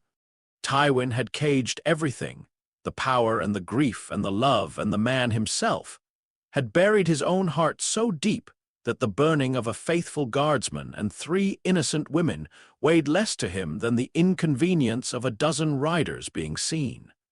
Tywin had confused 2 things that were not the same thing at all. He had confused discipline, the holding of a terrible power until the one right moment, with coldness, the holding of nothing because you had let nothing live in you worth holding. He had taught Harry that the blade you must draw is already half a defeat, and it was true. But he had mistaken it to mean feel nothing, owe nothing, spend nothing, when all it ever truly meant was be patient and choose well, and when the moment comes, strike once and unanswerably. The king kept no cage and burned the world for joy. Tywin kept a cage around his soul and let the world burn for arithmetic. And both of them, Harry saw at last, kneeling in the dark over the ashes of a man who had been kind to a lonely boy, had ended in the same empty room, one through too much fire and one through too little, and Harry was being raised straight toward the second door while told to fear only the first. He took out the gold coin Tywin had given him, the one he carried always, the one worn bright on one face by his thumb. A Lannister always pays his debts. He turned it over in the green gold dark. He thought about Brian, who had given a foundling sweets and a sword and his slow, kind laugh, and asked for a dozen riders in return and been refused. And a debt, Harry understood now, with a cold clarity that was wholly his own and not his foster father's at all. A debt had been owed there. Loyalty for loyalty. The man had given his whole faithful life to the lion, and when he asked the lion for help, the lion had counted the cost and found him too cheap to save. That was not the house's words. That was the opposite of the house's words. Tywin paid the debts he chose to recognize and recognized none he found inconvenient and called the result statecraft. Harry closed his hand around the coin. I will keep the debts he won't, he thought. It was the second wholly his own thought of his life, and far larger than the first. I will keep the cage, I swear it, I will never be the king, but I will not let it cage my heart. I will be patient where he is patient, and cold where I must be cold, and I will count the cost as carefully as he ever did. But I will keep a ledger he never kept, of debts owed to the small and the faithful and the ones no one else counts, and one day, when the moment comes and the strike will be unanswerable, I will pay them all at once, in a single hour, where no one will ever see my hand. I will spend the card. Not for advantage, for the debt. And he will never know because he taught me too well. He was 10 years old. He had just decided, in the dark, the shape of the man he meant to become, and it was not the king, and it was not Tywin, but a third thing built from the best of both and the worst of neither, and he did not have a name for it yet. He only had a coin and a scar and a ledger no one else could see. He climbed up out of the dark a colder boy and a warmer one both, which was the contradiction that would, in the end, save more lives than all of Tywin's arithmetic ever did. The trident broke the war while Harry was still learning to carry his new ledger. Rhaegar Targaryen, the grave and beautiful prince who had been kind to Cersei and never looked at her, the one Targaryen the court had not flinched from, met Robert Baratheon at a ford of the great river with the last hope of his house at his back. And Robert, who was a giant with a warhammer and a murdered betrothed to avenge, caved in the prince's silver breastplate and his chest beneath it, and sent the rubies of his armor scattering into the water, and the loyalist host broke, and the dragons were finished. Word of it came up the gold road on a lathered horse, and the whole rock held its breath, because everyone knew what it meant. The war was decided. There was a winner now, and Tywin Lannister, who had waited through a whole burning year for exactly this moment, the moment when the spending of his swords would buy something that lasted 1,000 years, at last called his banners. He did not call them for the rebels, openly. That was the genius of it, the cold and perfect genius that Harry watched unfold with a horror that was no longer simple, because he understood the man now, understood both his brilliance and the empty room at the end of it. Tywin marched the strength of the West, 20,000 swords, gathered and armed and rested while every other host in the realm had bled itself thin, straight for King's Landing under the banner of friendship, declaring for the crown. Coming to the defense of his beleaguered king in his hour of need, he would be admitted as a loyal man. The gates would open to the hand who had served 20 years. And then Harry rode in the host. He was 11 now, by the reckoning they kept. The war had taken a year of him. He rode south down the Gold Road, past the black ruin of villages the war had eaten, and somewhere off to the east, a day's ride, were the chimneys of Whitewell, and he carried his coin and his scar and his secret ledger toward the city that stank of green fire.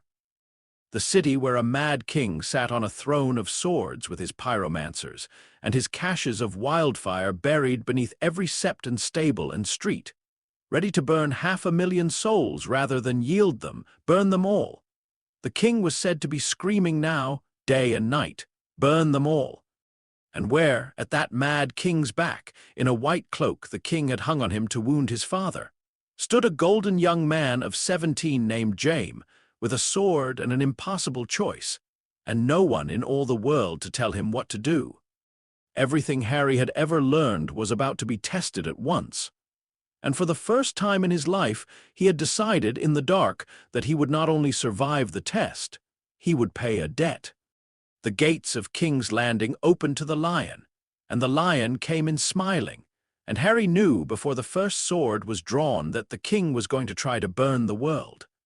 He knew it the way he knew few things, not from spies or dispatches, but from a year of watching a madman be happy in green fire, from a year of learning the shape of Aerys Targaryen's soul the way Tywin had taught him to learn the shape of every dangerous thing. The host had come down the Gold Road under the banner of friendship. Tywin had sent his herald ahead to swear that the strength of the West marched to defend the king in his hour of need. And the king, after a day's mad hesitation, had taken the counsel of his Grandmeister and thrown open the gates to his loyal hand of 20 years.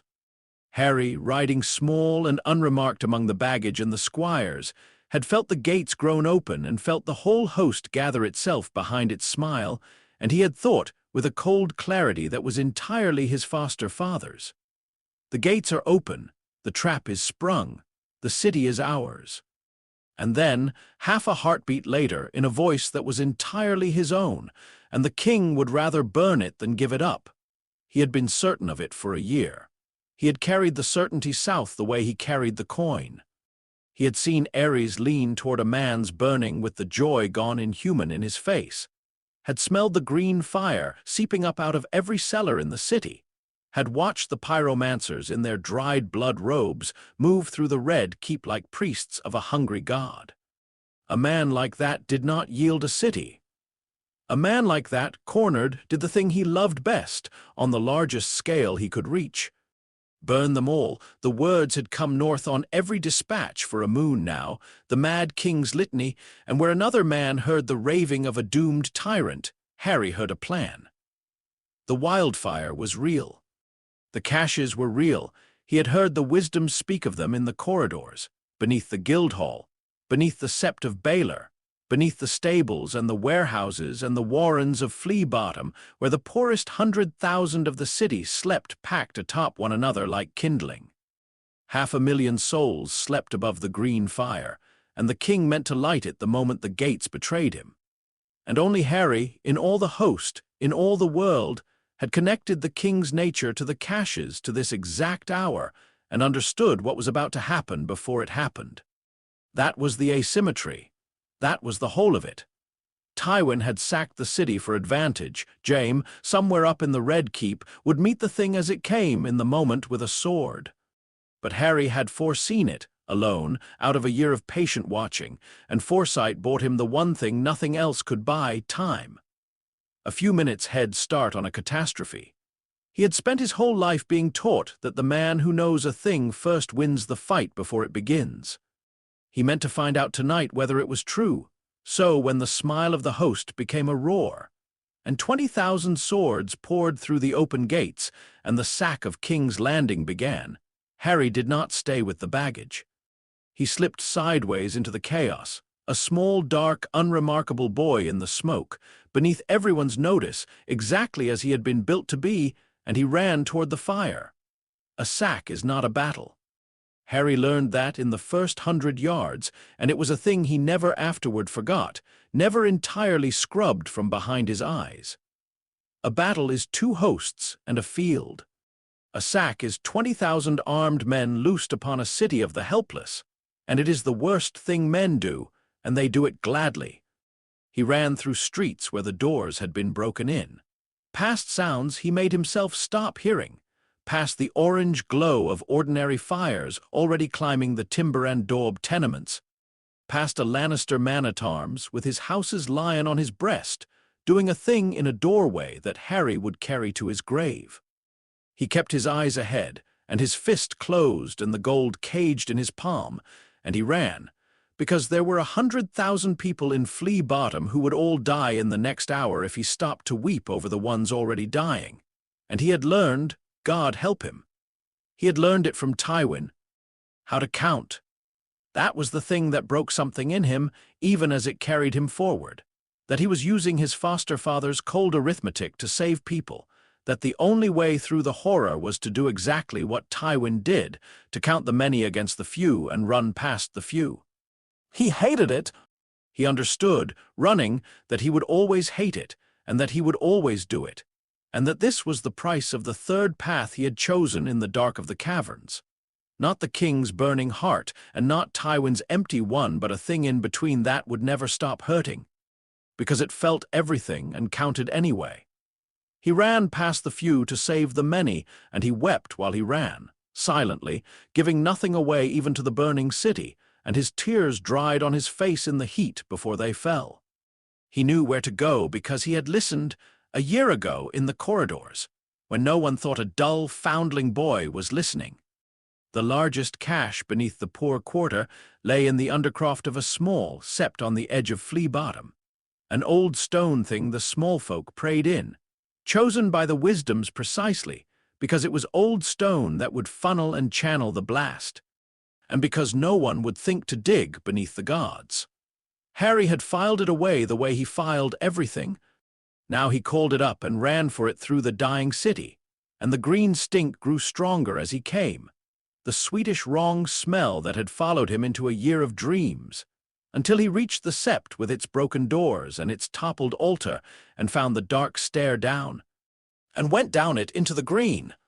The undercroft was a long, low, vaulted chamber, and it was full of clay jars, hundreds of them, ranked on shelves and stacked on the floor, each one bellied and stoppered and faintly aglow from within, a soft, sick green light that pulsed in the dark like something breathing.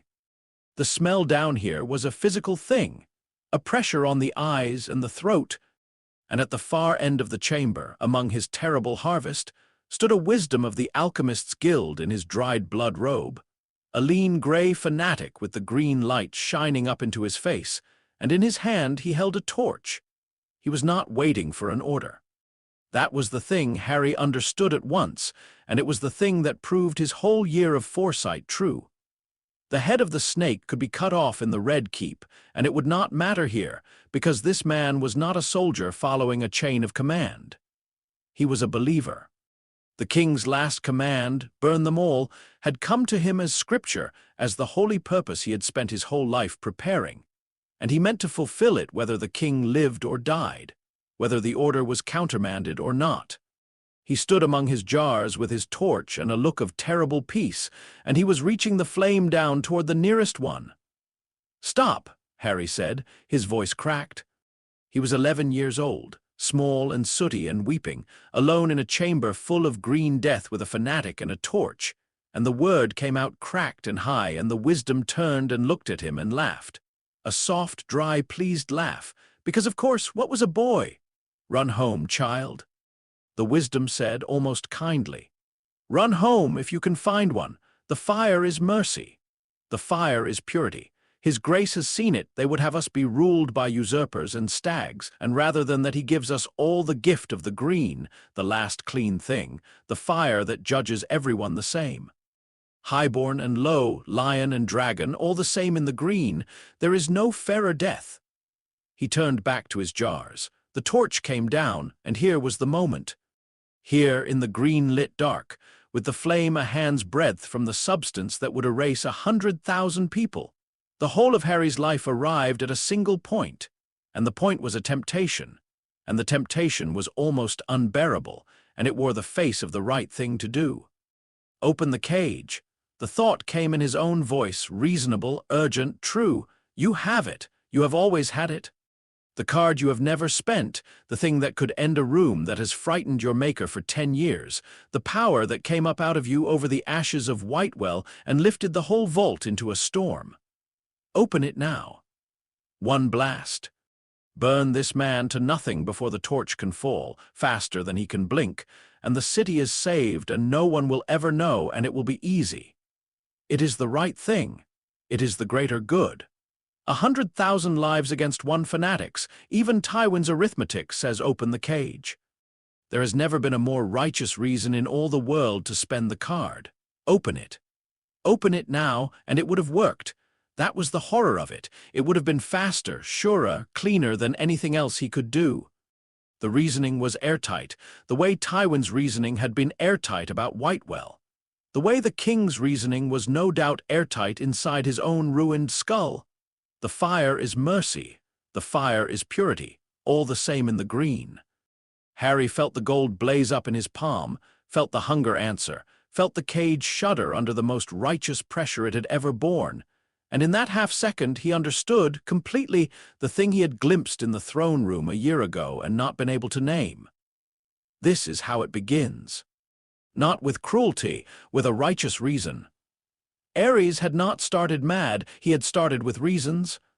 Every monster who ever opened the cage had 100,000 lives or a greater good or a clean, pure fire to justify the first time. And the first time was the only door that mattered. Because after the first time, the cage was only a habit you had already broken. If I open it to save them, Harry thought, in the half-second, with the torch falling, I will open it again. And again. And there will always be a reason, and the reasons will always be good. And one day I will lean forward and watch a man burn and be happy, and I will not even remember choosing it, because I will have chosen it here, tonight in the green, for the very best reason there has ever been. So he did not open the cage, he did the hard thing instead, the disciplined thing. The thing that cost everything and proved nothing, and that no one would ever see. He did not reach for the killing card. He reached for the small, precise power he had spent 10 years grinding into refinement in the cold dark, the power to move a thing he did not touch, and he caught the torch, not the man. The flame. He seized the falling torch with his will a finger's width from the clay and held it there, in the air, trembling, while the wisdom's hand pushed against nothing and his face went from peace to confusion to fury. And then Harry, with the same precise will, snuffed it.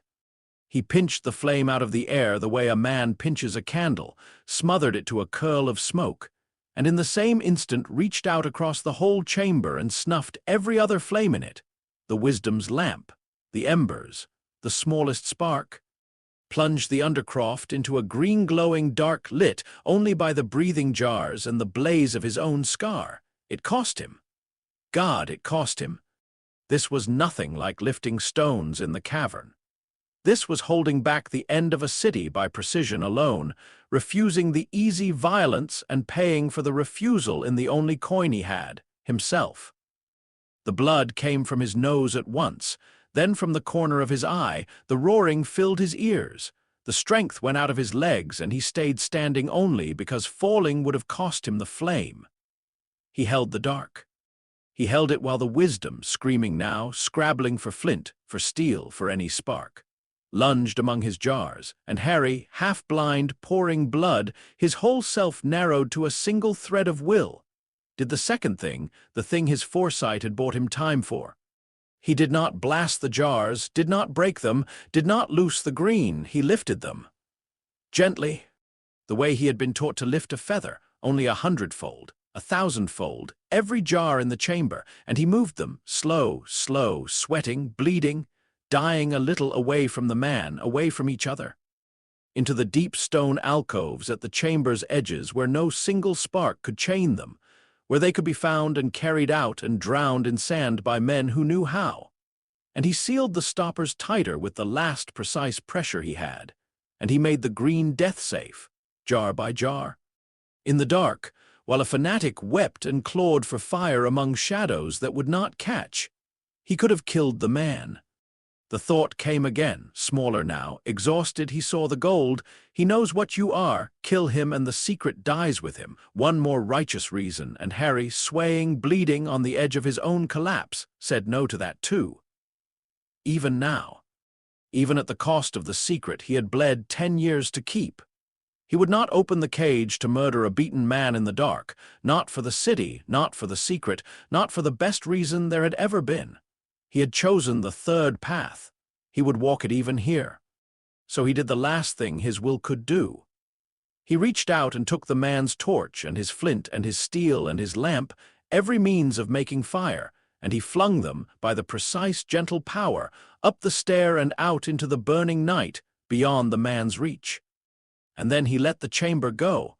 The wisdom was left in the green glowing dark among his neutered jars, screaming his scripture at shadows, with no way to light the fire he had given his life to. He would not bring down the city tonight. He would be found there, hours later, raving by Lannister soldiers sacking the sept, and killed among the jars he had failed to fire. One more pyromancer hunted down in the long, bloody cleanup of the sack, and Harry's secret would die with him after all, by no hand of Harry's. The way fate so often did the work that mercy refused, but Harry did not know that yet. Harry only knew that he had to climb the stair before he fell, and that he was not at all sure he could. He climbed it on his hands and knees. He came up out of the green into the orange. The city was an inferno now, ordinary fire. Terrible enough, but a thing men could fight and flee, not the green erasure that had been planned. And he crawled out of the broken sept into a side lane and put his back against a wall and could not, for a while, do anything at all but bleed and breathe. It was there, half-conscious, that he saw Jaime. The golden son of House Lannister came down the lane through the smoke alone, on foot, and he was a horror to look at. His white Kingsguard cloak was not white anymore. It was soaked and splashed and ruined with blood, more blood than one man held, and his beautiful face was empty, scoured. The face of someone who has just done a thing so large there is no room left in him for any expression at all. He had a sword in his hand, red to the hilt. Harry knew, looking at him without being told, what Jaime had done, that somewhere up in the red keep the mad king was dead, killed by the white knight sworn to protect him, the order to burn the city cut off at the throat by the very blade the king had thought his shield. Jaime had stopped the burning the loud way, the visible way, the way that would damn him forever. Half the realm would call him Oathbreaker and Kingslayer for it, and never know that the man he slew had been screaming burn them all with the city packed over wildfire. Jaime had paid the same debt Harry had paid, saved the same 500,000 souls, and where Harry would be invisible, unknown, unthanked, Jaime would be hated for it to the end of his days. The two of them looked at each other across the burning lane. The golden son who saved the city and would be cursed for it, the secret son who saved the city and would never be known for it. Both of them Lannisters after a fashion. Both of them had, in the same hour, in different rooms, refused to let the city burn, and committed between them the two greatest mercies of the whole bloody sack, and neither would ever be thanked, and only the two of them in all the world would ever understand what the other had done. Jaime's empty eyes found the small bleeding boy slumped against the wall. Something flickered in them, far down, recognition, the foundling, the tight-fisted little miser who had ridden in the host. His mouth opened, but there were no words in him. He had spent them all, or there had never been words for this. He looked at Harry, and Harry looked at him, and the boy lifted his right hand a little, not a wave, a kind of salute, a kind of I know what you did, and it was right. And Jaime, the Kingslayer, the Oathbreaker, the most hated man in the 7 kingdoms before the night was out, looked at the one living soul who did not despise him and gave the smallest nod and walked on into the smoke and was gone. Harry never told anyone he had seen him. It was one more debt he kept that no one else would ever count, that he knew the truth of the Kingslayer and would carry it and say nothing forever. Tywin found him an hour later. Harry never learned exactly how. He had crawled only a little further before his strength gave out entirely, and he had lain in a doorway in the burning city, slipping in and out of the dark, the blood crusting on his face, his whole body wrung out and shaking with the price of the largest working of his life. And at some point the chaos parted, and there was a lantern, and there were boots, and there was his foster father standing over him, immaculate amid the inferno, the sack arranged around him like a thing he had ordered served. Looking down at the small, ruined boy in the doorway with no expression at all, Tywin did not ask what had happened. That was the thing Harry understood, even half dead, that he did not need to ask. Tywin Lannister missed nothing, ever, and he had a weapon he had built with his own patience over 10 years. And his weapon had slipped the host in the middle of a sack and gone alone toward the part of the city where the green fire was thickest, and the green fire, which by every right and every report should have swallowed King's Landing whole the moment the gates betrayed the king, had not gone off. Not here, not in the poor quarter where it would have killed the most. Someone had stopped at least one great cache from firing, by no ordinary means, and his weapon was lying burned out and bleeding from the eyes in a doorway 100 yards from the sept where that cache had been, he knew. He could not prove it, and he would never speak of it to another living soul. But he knew, the way he knew the worth of everything. And Harry watched the knowledge arrive behind the gold-flecked eyes and watched his foster father understand, fully for the first time, what the thing he had made had chosen to do with its one free hour in the burning world. It had not seized power. It had not taken the city for the house, had not used the chaos to make itself indispensable, had not spent its hidden strength on a single thing that advanced House Lannister by a hair's breadth.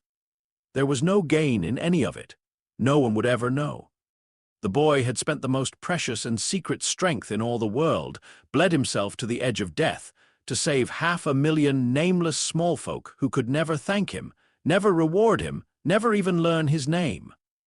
For a debt. For the kind of debt Tywin did not recognize, owed to the kind of people Tywin did not count. The weapon had a ledger of its own, and it was not Tywin's ledger. Tywin Lannister looked down at the boy he had raised to be the perfect hidden blade, and saw instead a thing he had never planned and could not control and did not, in that moment, know whether to fear or to mourn. A weapon with a conscience. A power that had been offered the whole world by the best reasoning there was and had said no. A son who had learned every cold lesson the cold man taught and had used them, flawlessly, to do the one warm thing the cold man would never have done. "You spent the card," Tywin said at last. It was not quite a question. Harry, from the doorway, bleeding, exhausted, 11 years old and entirely unafraid for the first time in his life, looked up at his foster father and gave him the truth, because there was no longer any reason to hide it from the one man who already knew. "No," he said. "I held it, that was the whole of the point." He let his head fall back against the stone. "You taught me the blade you must draw is already half a defeat. You were right, I never drew it. I won the other way, the way you taught me. Foresight. Patience. The one small hand on the scale where no one was looking."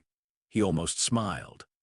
"I did everything you taught me, my lord. I just did it for the debt instead of the gain, and no one will ever know.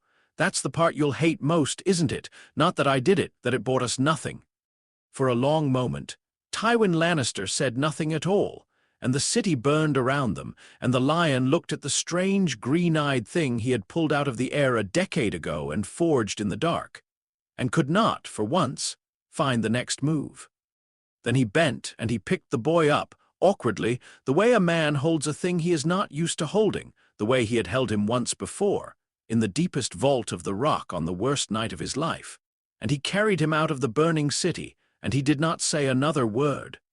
Because for the first time in his long, cold life, Tywin Lannister had been handed a thing he did not know how to price. He had built a weapon to inherit the world. He had made a man who meant to save it instead, and the reckoning between those two things, between the lion and the conscience he had accidentally forged, was still to come. The war was over, and the cost of winning it taught Harry the last thing he needed to know about his foster father. He learned it from his sick in the days after the sack, while the fever of the great working still ran through him, and the world came to him in fragments carried by frightened servants. The fragments assembled themselves into a shape, and the shape was this: that Robert Baratheon had taken the Iron Throne, that the dragons were finished, the Mad King dead by his own White Knight's hand, that the realm had a new king, and the lion had won everything by arriving last and smiling, and that to prove the lion's loyalty to the new stag, to wash away 20 years of careful neutrality with a single irrefutable gift, Tywin Lannister had presented King Robert with 3 bodies wrapped in crimson cloaks, a princess, and 2 children. Rhaegar's wife and Rhaegar's babes, a girl and an infant boy, dragged from their hiding places in the Red Keep, while Harry was across the city in the green dark, refusing to open the cage, and murdered, not by the chaos of the sack, not by some broken man's frenzy, but by design, by command, by the cold, clean arithmetic that had decided 3 small lives were the surest coin to buy a new king's trust. Harry lay in his sick and wept, and this time the tears did not dry before they fell. He had run past the few to save the many. He had told himself, in the burning streets, that it was the only way through, that he had to count, that 100,000 outweighed the doorways he could not stop at. And he had been right, and he would do it again, and he would hate it forever. But now he knew what had been waiting among the few he ran past. Not bandits, not strangers. A mother and her children, killed for the house he had bled to serve, killed by the same cold counting that he had used to carry himself forward, only turned to the opposite purpose. He had spent his power to save the nameless and the small.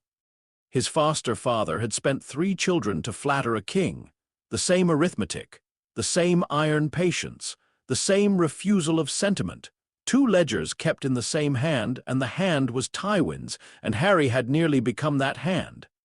That was the moment the boy finished growing up. Not the wildfire.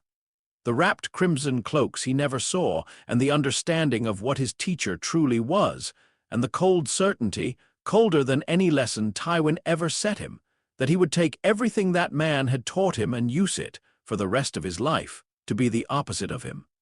He went home to the rock to recover, and the rock gave him back the thing the war had nearly burned out of him, and its name was Tyrion.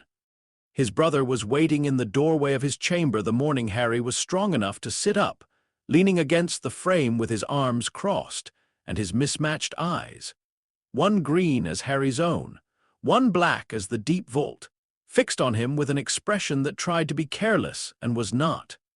"You look terrible," Tyrion said, "which is an improvement, frankly. For a fortnight you looked dead. The Maester kept telling father you'd taken a fever in the sack, a fever." He came into the room and dragged a stool to the bedside and climbed onto it. "I have never in my life seen a fever that bleeds a boy white from both eyes and leaves him so wrung out he can't lift a spoon for 10 days. Maester Crelin has. Apparently, he's a remarkable physician, our Maester. He can diagnose anything, so long as he's been told in advance what it isn't." Harry said nothing. He had learned not to. "I'm not asking," Tyrion said more quietly. "I want you to understand that. I have never once asked in 11 years, and I'm not asking now.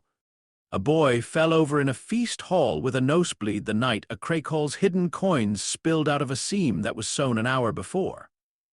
A boy's bedchamber furniture was found stacked against the ceiling, once when we were small, and never explained. A boy goes alone into a burning city packed with wildfire and comes home half dead, and the wildfire never burns. I am the cleverest person in this castle, Harry, possibly in the West, certainly cleverer than our Lord Father, whatever he believes. And I have spent my whole life choosing, deliberately, very carefully, not to add the sum. Because you are the only person in the world who ever called me Tyrion instead of the imp, or the curse, or the thing that killed our mother. And a brother who keeps a secret is worth 100 who pry one loose.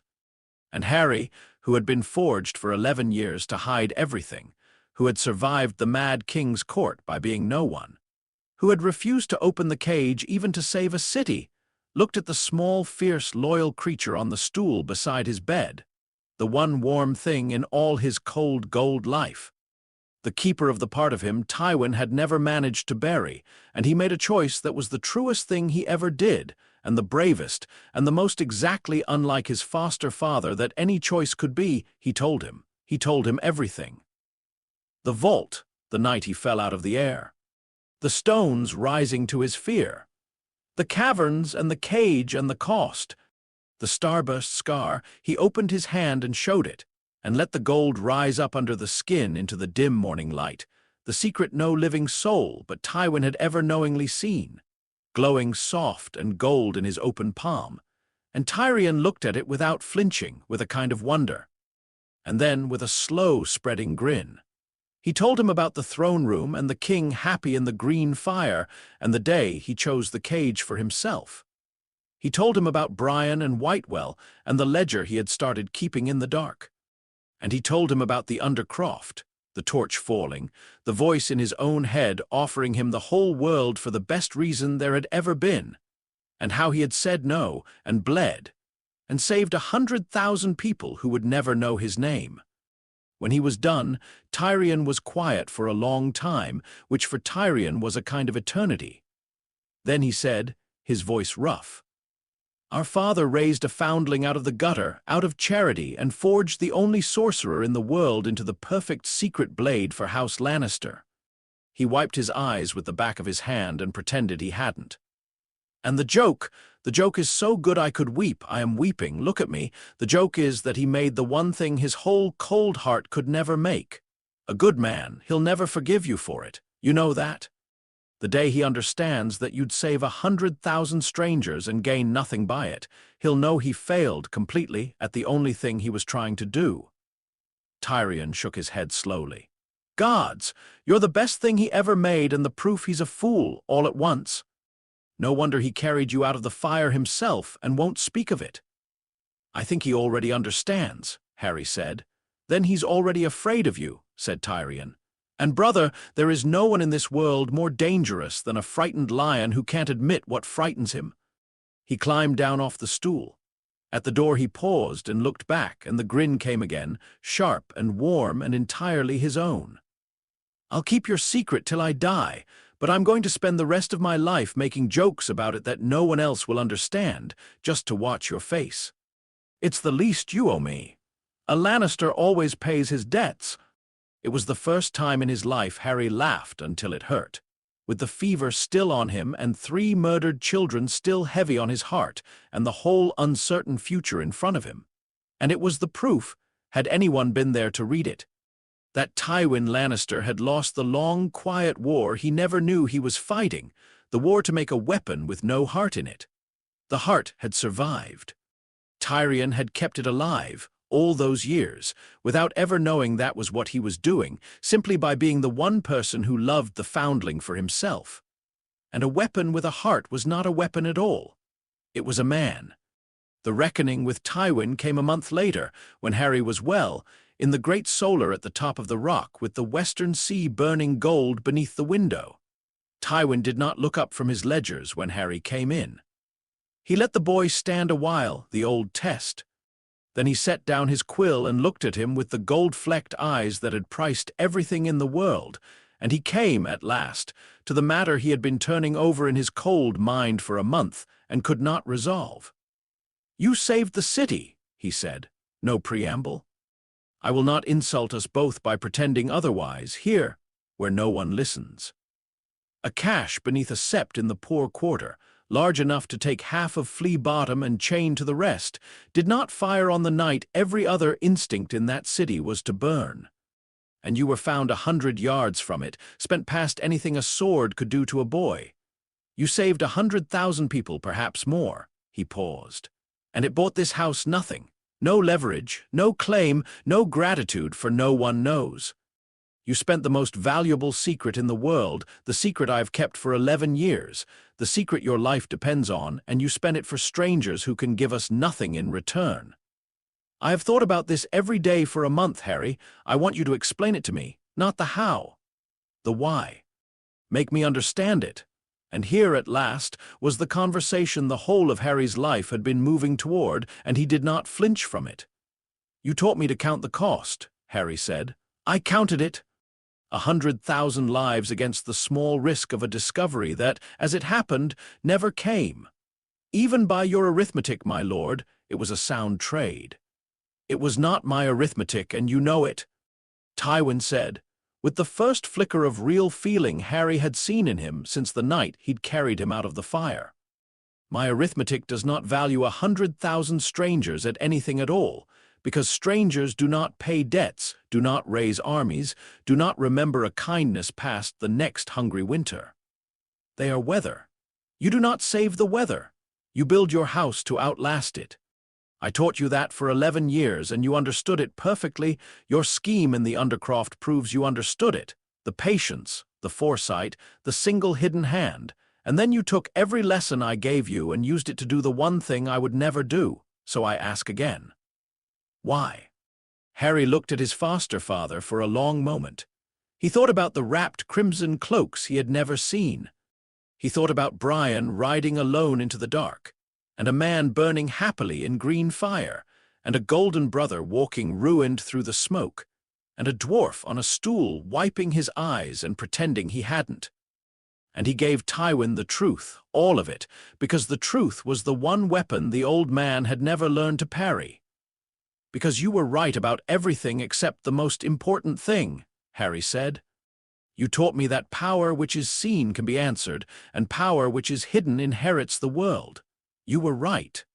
I am the proof of it. No one will ever answer a blow they never knew was struck. You taught me to keep the cage, and the king taught me why, and between you, you saved me from becoming the thing on the throne. You were right about that, too. The cage stays. I will never open it the way he did. I swear that to you, the only oath I'll ever swear." He took a breath. "But you made one mistake, my lord, one in 11 years, and it is the mistake that will cost you everything in the end.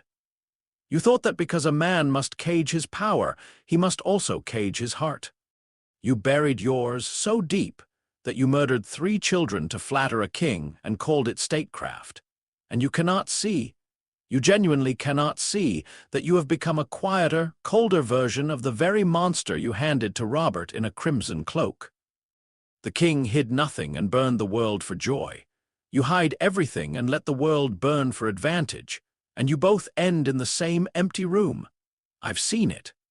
I stood in that room twice, once at the throne and once here in this solar, the day you let Brian ride out alone. The silence in the solar was absolute. The sea burned gold beneath the window. So here is what I am, Harry said quietly, and you may price it however you like, because for the first time in my life you cannot change it. I am everything you made me. I am patient and hidden, and I will never be answered, and I will serve this house faithfully for as long as I draw breath, because you are the nearest thing to a father I have, and Tyrion is my brother, and the lion is the only name I have ever had. Where the house is good and my own conscience point the same way, I will be the finest instrument you ever held, and no rival in the world will ever see me coming. But I keep my own ledger. I keep the debts you won't, to the small, the faithful, the ones no one counts. And I will pay them, all my life, in single hidden hours where no one will ever see my hand, including you. And that, my lord, is the thing you cannot abide and cannot prevent and will never be able to predict. You taught me to be invisible, and now you will never again know whether I am moving for the lion or for my own ledger, because I do both the same way in the dark, perfectly, and you will never be able to tell them apart. He almost smiled. You made a weapon that's loyal and free. There's no such thing as a leash for that. You'd know. You spent your whole life making sure no one could ever hold one on you. Tywin Lannister sat very still, and for the first and only time in Harry's memory, the gold-flecked eyes looked at him not as a great lord looks at an asset, but as a man looks at his own work and does not recognize it. "You will be the ruin of this house," he said at last. It was not quite an accusation, it was almost a question. "No," Harry said, "I'll be the saving of it probably more than once in ways you'll never know to thank me for. That's rather the point." He turned to go. At the door he stopped, the way Tyrion had stopped, and he looked back at the cold man at the center of his empire of gold and debt and grudge, and he said the last true thing, and he said it gently, because he had decided not to cage his heart, and that meant even this. "You'll die alone, my lord. I've always known it, the way you always know the worth of things. You've hidden yourself so well that when the end comes, there won't be a single soul in the world who loves you enough to be in the room. Not your golden son, not your golden daughter, not even the dwarf you despise, though he'll be closer to it than you'd ever believe. That's what hiding the heart buys a man. Power that is hidden inherits the world. But a man who hides everything, including himself, inherits nothing. You taught me the first half. I learned the second half on my own, watching you. It's the most important thing you ever taught me, and you never meant to teach it at all." And he went out and left the lion alone in his solar with the burning sea, and Tywin Lannister did not call him back. For a long while after the boy had gone, Tywin sat without moving. He had asked himself a question once, on a long climb up out of the dark, on the worst night of his life, with a strange, green-eyed foundling sleeping against his chest. He had been too disciplined even to notice he was not asking it. What will the boy decide he is for? He had an answer now. He had spent 11 years, and a fortune of patience forging the most valuable instrument in the history of his house. The only one of its kind in all the world, a hidden blade to inherit the earth. And the blade had looked at the whole world laid out before it and decided, of its own free and uncontrollable will, that it would rather protect what was worth keeping in the world than inherit it. It was a catastrophe. By every measure Tywin Lannister had ever used to measure anything, it was a catastrophe, a weapon he could not aim, a secret he could not fully command, a son who was not his son and would not be his creature and could not even be threatened. Because what do you threaten a thing with that has already chosen to want nothing for itself? And yet, Tywin Lannister, who had not wept when his father died, who had not wept for Joanna, who had murdered a whole house in the western mines and 3 children in crimson cloaks, and never once felt the need, sat alone in his solar as the sea burned gold and found, to his cold astonishment, that the catastrophe did not feel like a catastrophe. It felt, in some buried place he had walled off so long ago he had forgotten the wall was there, like the one thing in his whole calculated life he had made that he could be. The word came to him in a foreign tongue, the word he had used twice in 50 years, proud of. He had set out to forge a perfect weapon, and had, against every intention, every discipline, every cold and careful plan, forged a good man instead. And some last, unburied splinter of the boy he himself had once been, before Castamere, before the ledgers, before he taught himself that grief was a coin a man could not afford, recognized that the foundling had told him the truth in the doorway, all of it, including the end of it, "You'll die alone." And that the boy was right, and that it was, perhaps, already too late to be otherwise. He did not call Harry back. He would never have known the words. But he reached out, after a while, and on a fresh sheet of paper in the cold, precise hand that had ordered the drowning of Castamere, he began, quietly, telling no one, the way he did everything, to make arrangements for a foundling with no name and no claim to be quietly given in time, the means and the standing to move through the realm as a man in his own right. A weapon you could not leash, he reasoned, you did not try to leash. You set it loose where its ledger and your interests ran together, and you trusted, another foreign word, that they would run together more often than not, because you had, whatever else you had failed at, raised the thing well. It was the closest Tywin Lannister ever came to love. It looked, as everything he did looked, exactly like statecraft. Harry, who knew him better than anyone alive, would not have been fooled for an instant and would have kept the truth of it the way he kept all his foster father's secrets, silently in his own ledger forever. The years turned, as years do. Robert Baratheon grew fat on his throne. Cersei went south a queen and learned to hate her cage as Harry had learned to master his, and never once, in all her circling years of suspicion, discovered what her father's strange, green-eyed ward had truly been.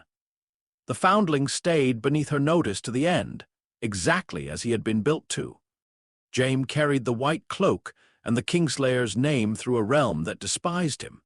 And only one man in all the world knew that the most hated knight in Westeros had saved 500,000 souls in the same hour Harry had. And that man kept the truth, because some debts are paid in silence. Tyrion grew into his wits and his wine and his loneliness, and never lacked, in all his hard life, for one brother who had told him a secret and meant it. And Harry grew into the thing he had decided to be in the green-lit dark, the third thing, the new thing, neither the king's open fire nor the lion's buried frost. He kept the cage all his life and never once opened it the way the Mad King had. He kept the heart, too, uncaged, because a dwarf had taught him how. He moved through the great Game of Thrones the way no other player ever had or ever would, patient as Tywin, hidden as a held breath, with a power no rival could answer because none of them so much as knew it was at the table, and a ledger of debts that no king or lord or master of coin had ever thought to keep, owed to the small and the faithful and the ones no one else counted. He carried a gold dragon coin worn bright on one face by his thumb, and a starburst scar on his left palm that warmed and glowed faint gold when the power rose, which he had long since learned to cage with a single closed fist that everyone who saw it took for a nervous habit, and no one ever read aright. The realm believed, as the realm has always believed, that the great game was played with gold and swords and the slow architecture of names. It had no idea that there was a third player at the table now, a hidden thing the lion had forged and could not hold, a quiet green-eyed nobody who could end a room and chose, instead, to keep its debts. And he had only just, at the age of 12, begun to decide what he wanted.